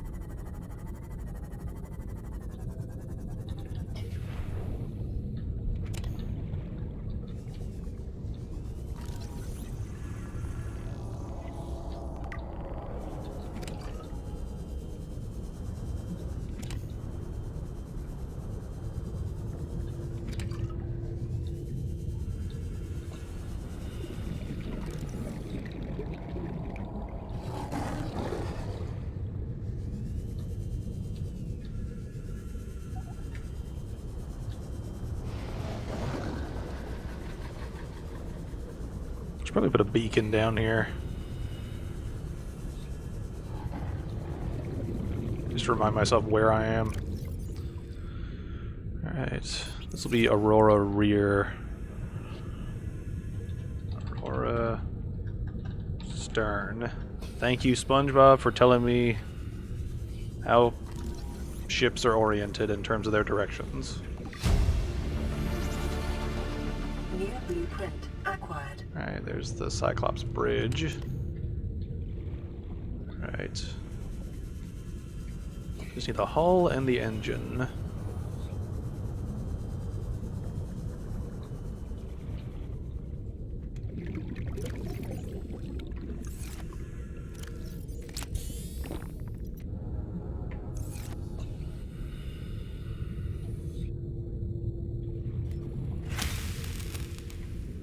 I love that the Thermoblade lets you do that. It's such a cool effect. It's totally unrealistic, but it's very fun. Alright.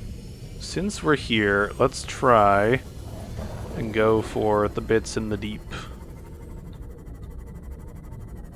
Let's try to avoid the big boy Chungus while we're down here as well.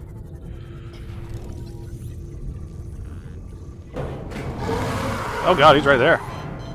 Shit, that was fast. You were supposed to roar! Is Teeny Blip done? Is Teeny Blip dead? What the hell? Okay, that's weird.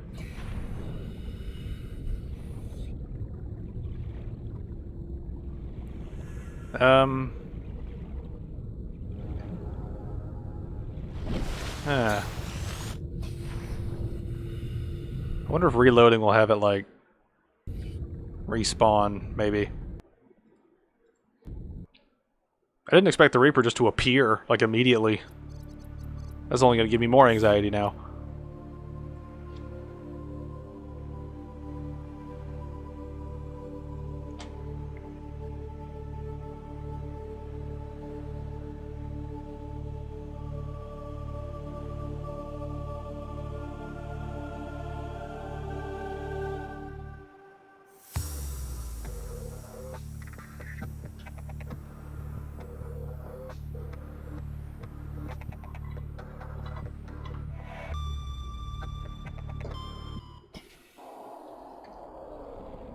Oh man, is my Seamoth just doomed to float in space forever now?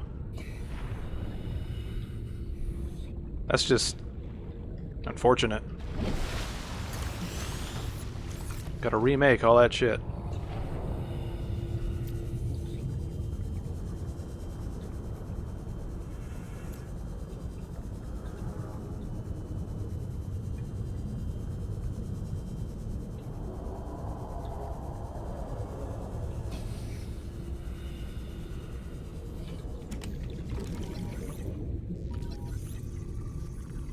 I'm gonna die down here, may as well get schematics.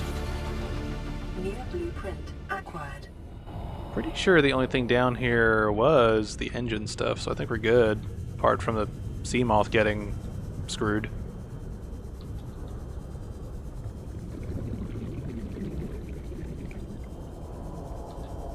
You jerk. The least you could have done is actually destroyed the thing. Just glitched it out.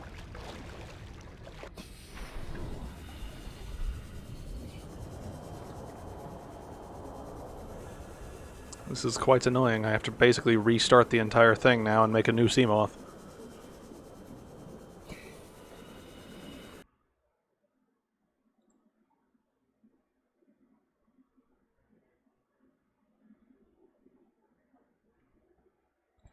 Let me try something here. If I use Unstuck right next to that, will I spawn into it and then fall back into the ocean?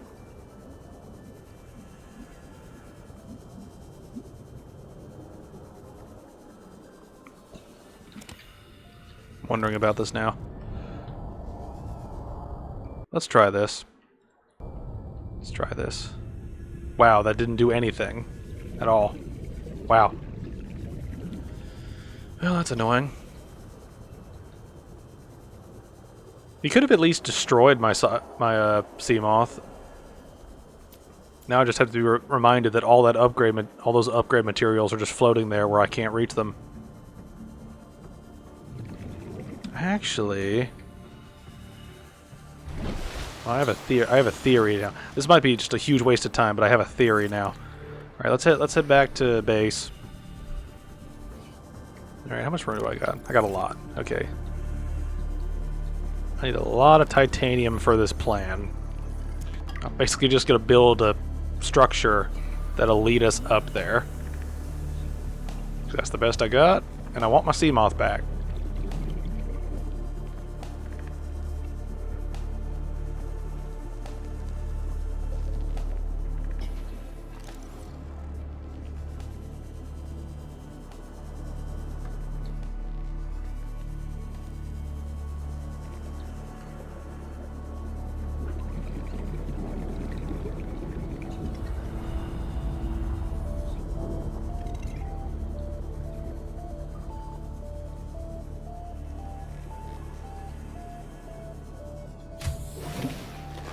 Welcome aboard, Captain.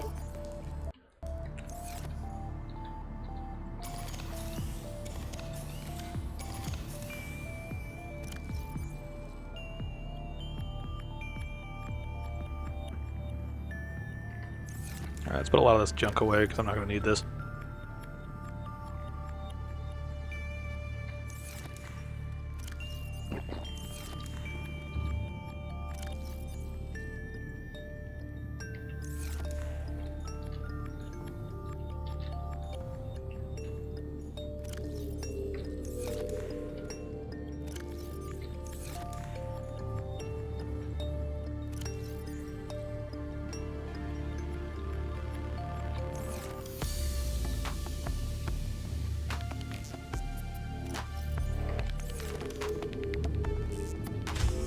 Gonna need all the titanium I can muster.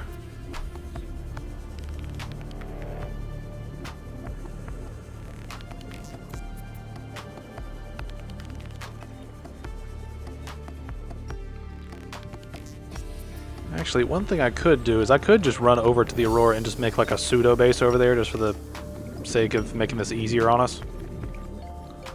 So let me take a second to plan this out.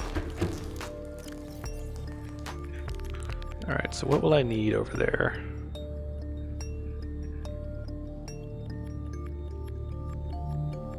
Alright, I'll need one of those, a whole bunch of those, a whole bunch of those too. Then I'll need that to make sure I don't die from a lack of oxygen. Oh wait, yeah, I almost forgot. I also need the thing that lets me craft other things. So let's grab some stuff while we're here.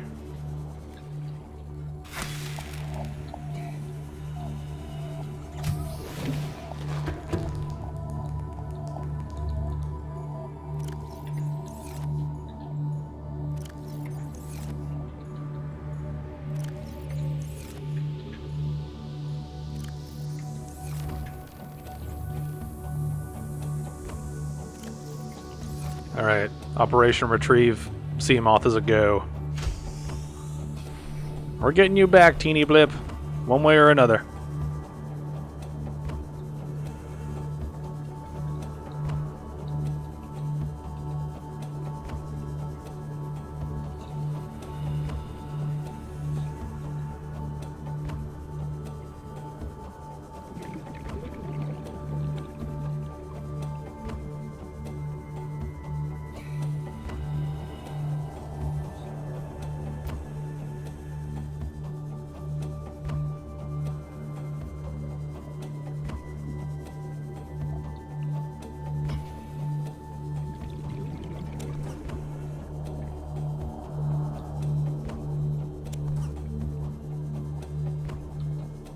Alright, this is as good a point as any.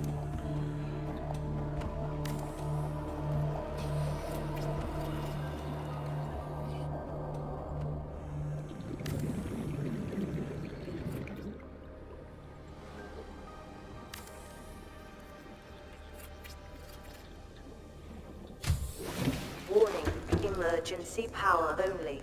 Oxygen production offline.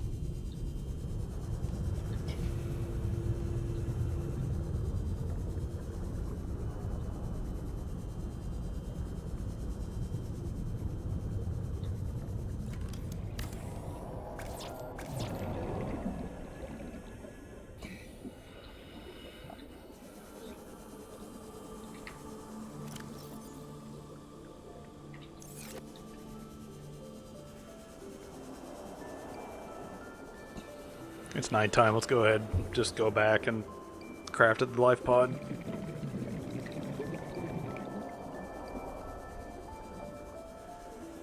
This really puts a damper on things when your sea moth glitches out. It seems like glitches only happen to me whenever I'm recording.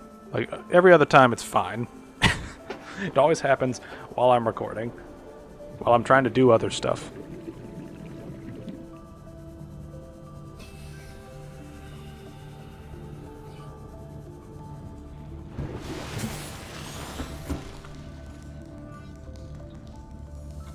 Did I really never repair this? Wow, that's completely skipped my mind for however long we've been playing.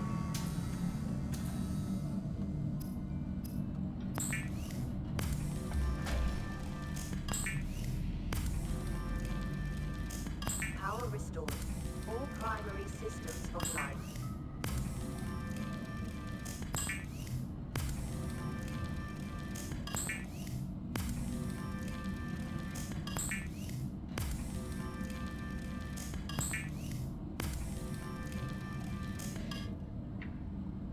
All right.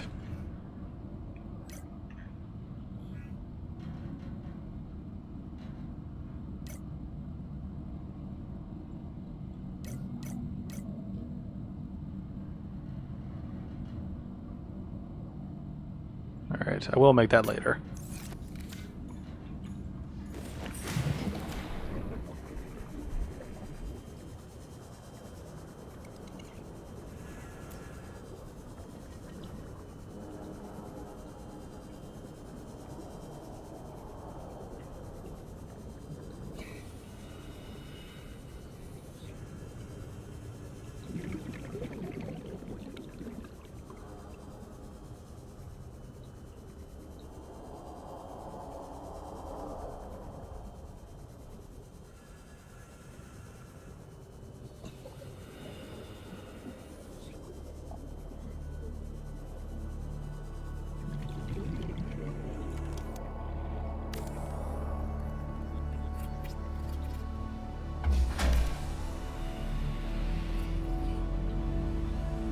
Power restored. All primary systems online.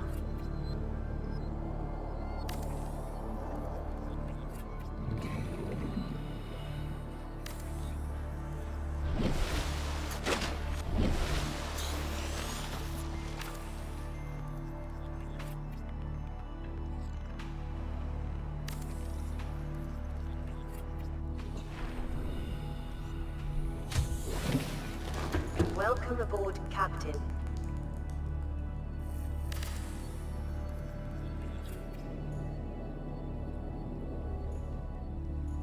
Oh, cool. So that just automatically transports you all the way up. That is actually really helpful. That makes things a lot easier. Holy shit. Okay, so at this point, let's see. My biggest issue is actually going up, because going up seems to be the issue at hand here, just because I can't really...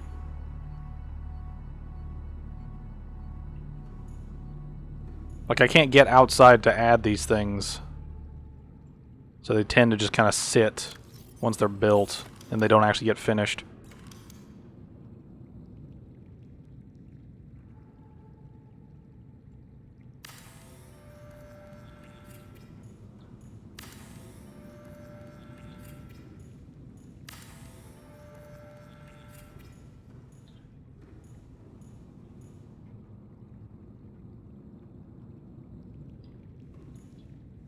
See, I am very far away from that. This is the one thing that was. I think if I keep going straight, I'll eventually hit the engine. Then I can like get out onto the engine. I think that'll be our plan for now.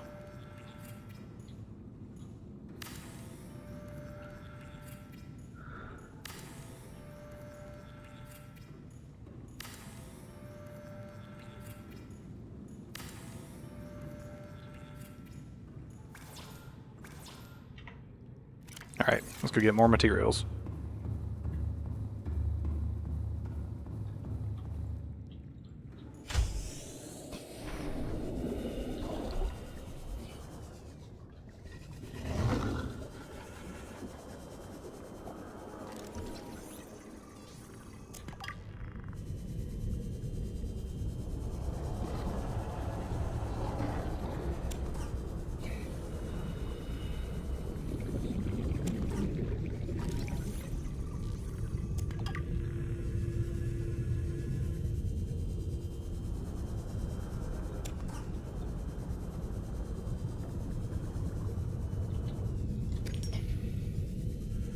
I am going to need some cords for the doors.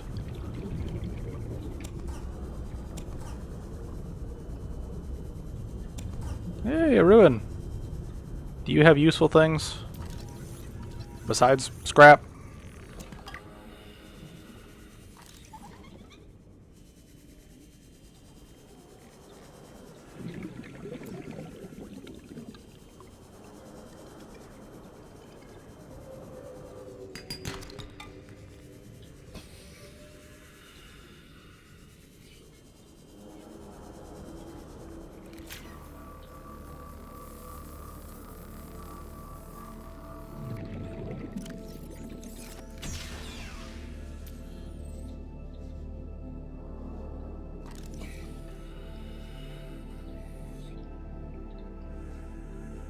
A lot of beacon parts in here.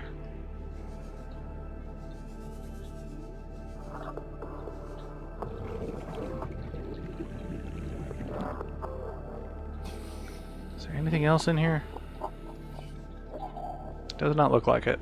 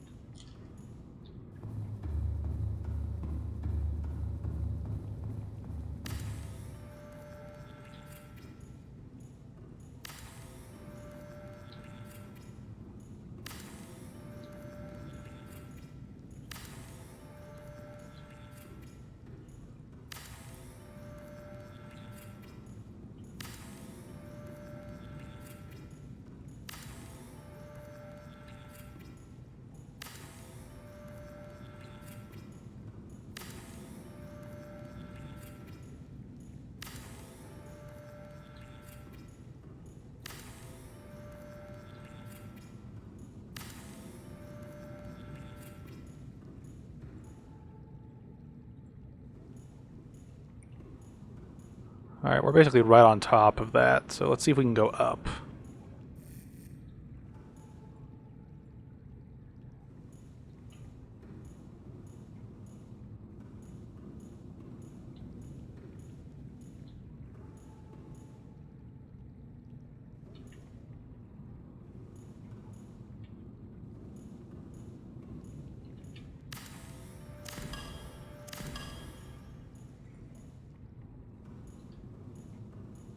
Why can't I... This is one of the things about like building that's annoying, is that you can't... It's much easier to build from outside, but at the same time you cause problems with that.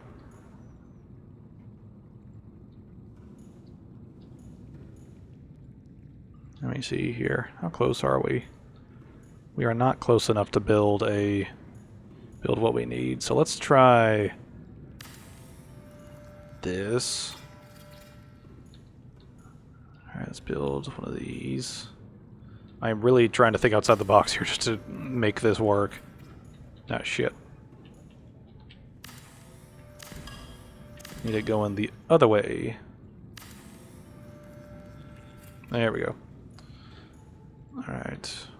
It's not quite where we need to be.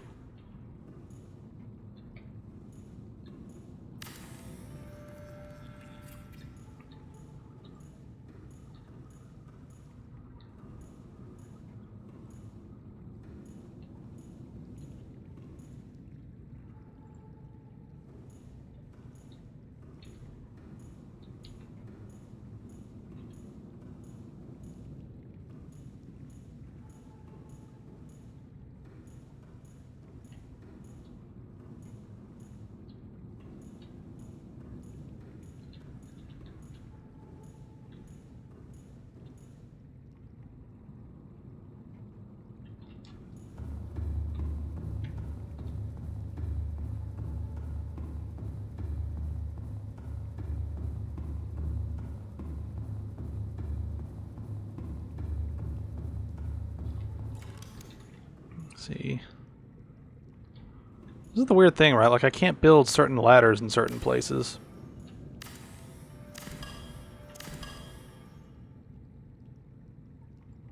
Like, I can build it right there, but I can't build it, like, higher for some reason.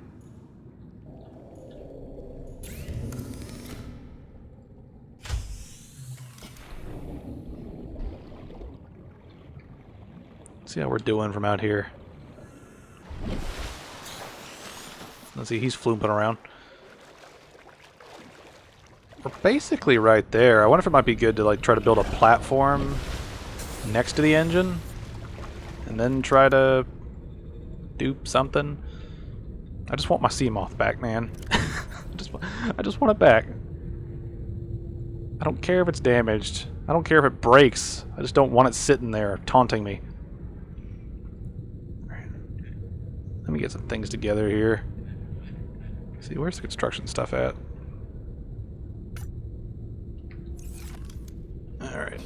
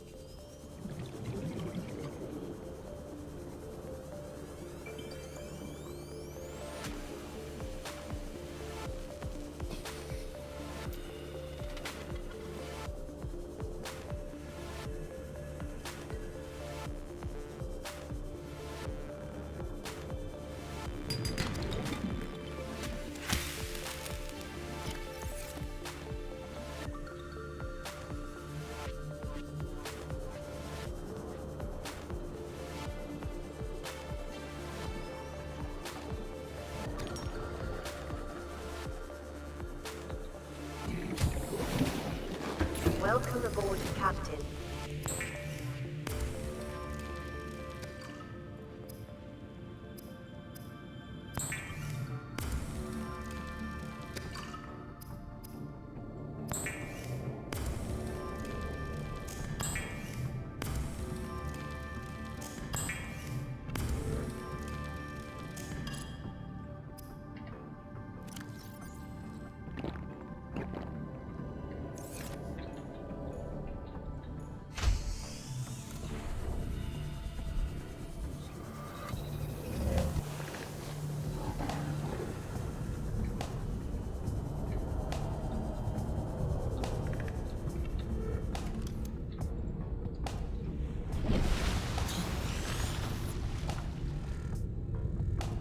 How high up can I build this?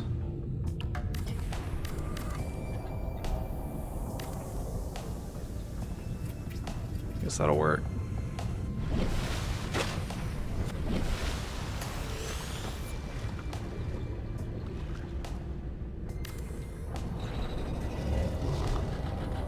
Leave me alone. Shit. Where are you, you glowing green shit? No.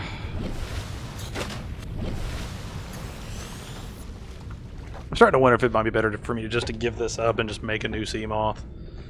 The problem is it's got 2 keys in it. And those are like really valuable for progression's sake. I don't know.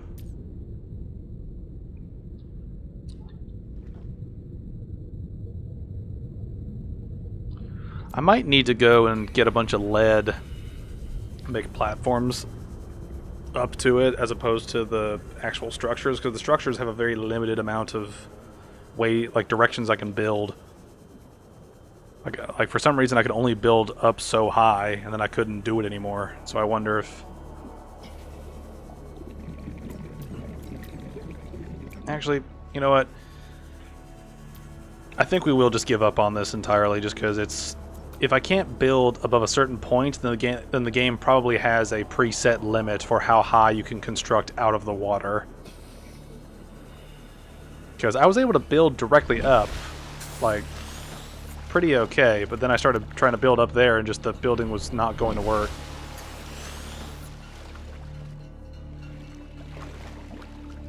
It's just one of those things where I don't quite understand how the game kind of expects me to do things, you know?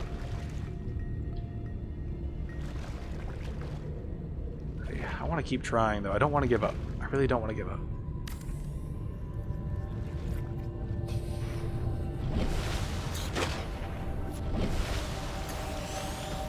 This is one of those things where the construction really does get kind of fucky, though. All the different shit you try to do.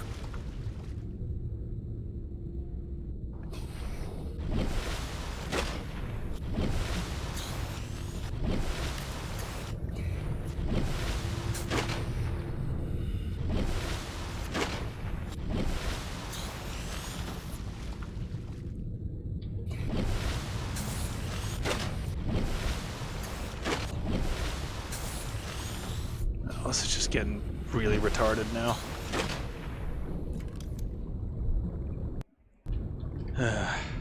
I think we might have to give up on this. This is taking so long and using up so many resources that I'm probably better off just to make a new sea moth. Thankfully we lost the cheapest keys, but still just annoying that we had to kind of get this far, then lose all this.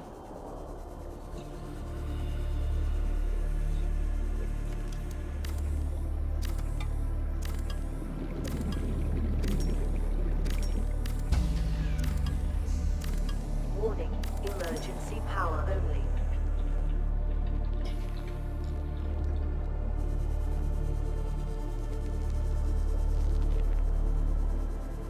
Today we go home in defeat.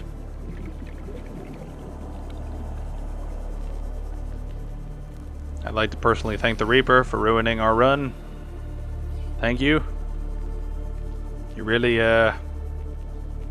did your thing.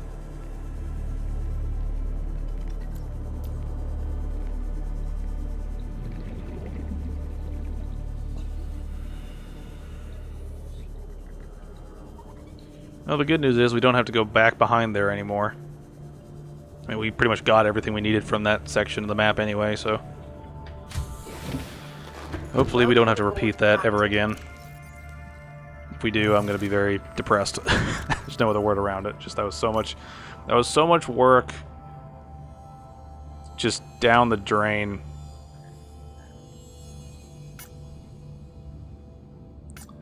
Alright, let's get all this set up again.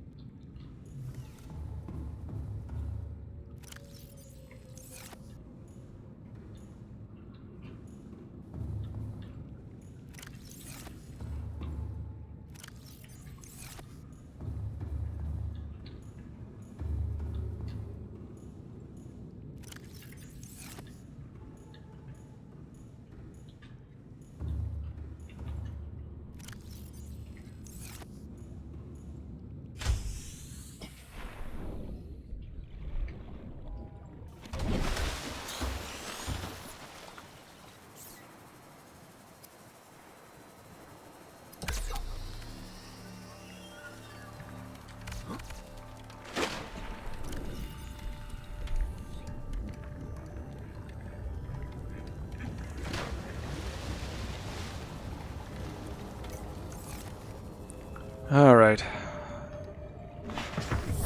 Welcome aboard, Captain.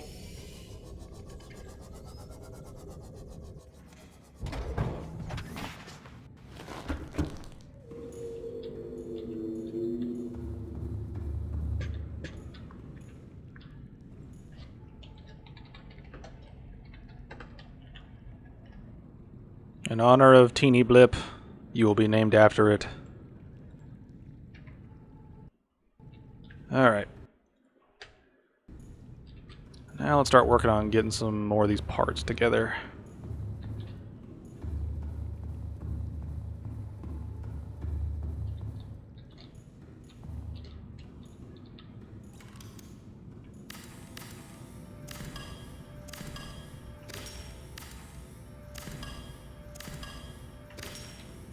This really has been such a demoralizing run. It's just, we had so much, and we lost so much.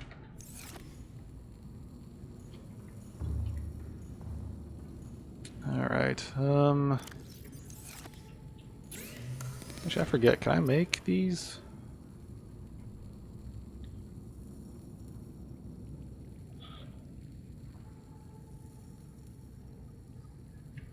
We could make that tool and then try to make that other tool thing work out.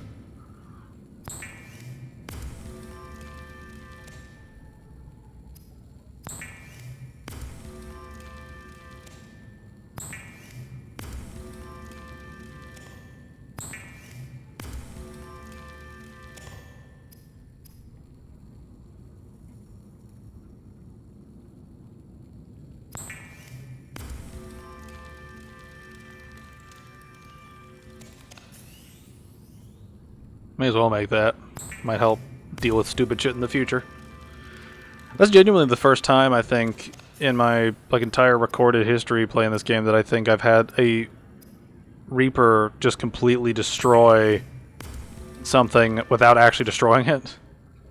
It's a very weird experience. Motivational note. Craig McGill crash-landed in the acid swamps of Boreal 9, fought off arachnid kidney poachers, and hijacked a tame Star Wall. If he can do all that, you can survive one more day. Thank you, computer wife Karen. That helped a little bit.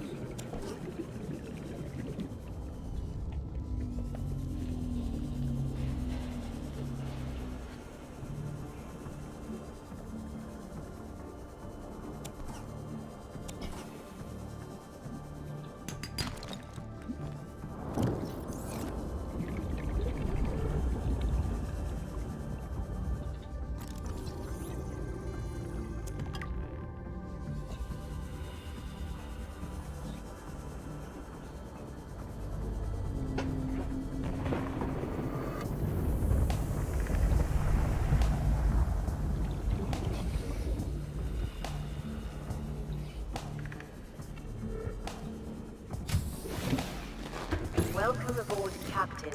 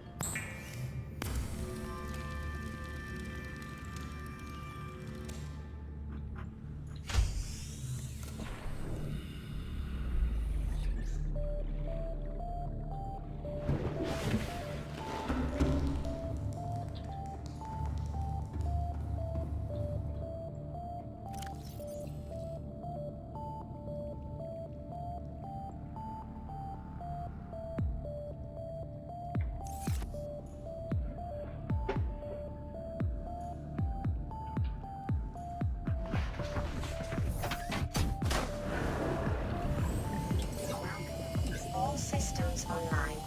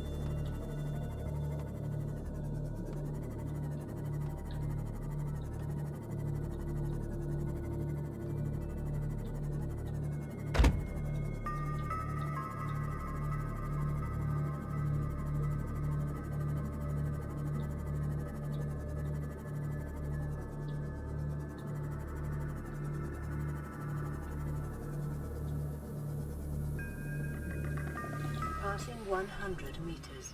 Oxygen efficiency decreased. Passing 200 meters. Oxygen efficiency greatly decreased.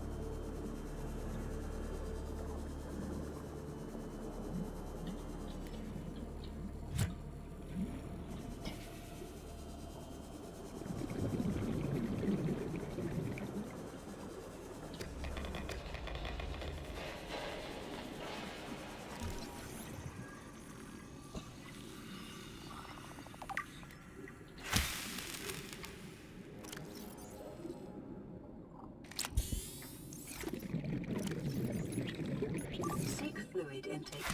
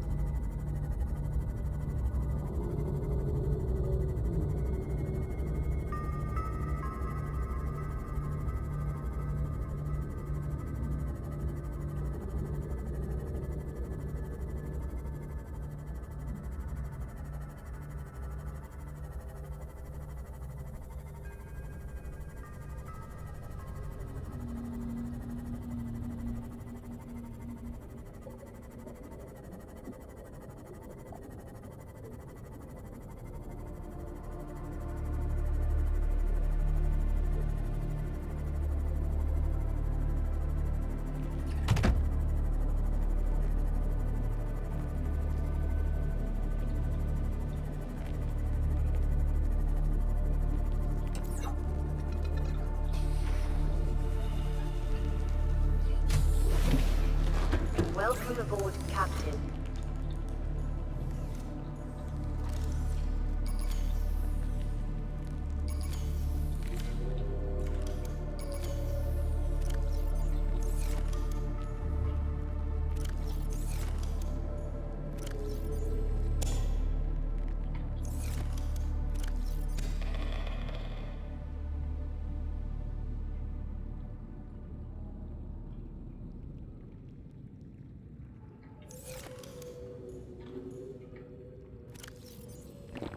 Vital signs stabilizing.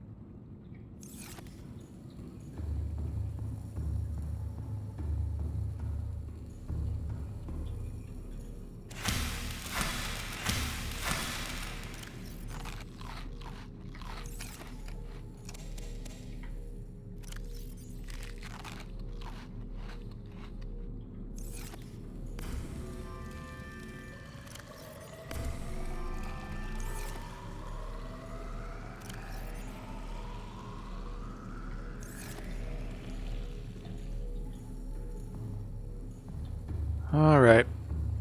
As depressed as I am after the sea moth going away, we managed to catch back up pretty quickly, so it's not too bad. But goodbye, teeny blip. You were a good moth. You were a good sea moth. We salute you. But we'll pick this up another time.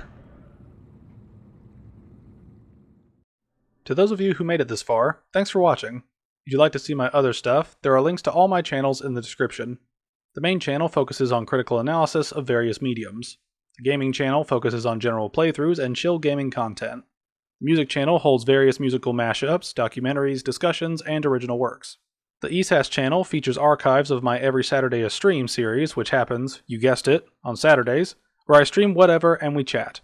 You can also check out my religious channel where I read the Bible and talk about different stories of how my faith has impacted my life. If any of that sounds interesting to you, feel free to give it a shot. Whether you do or don't, I'd like to thank you again for watching, and God bless.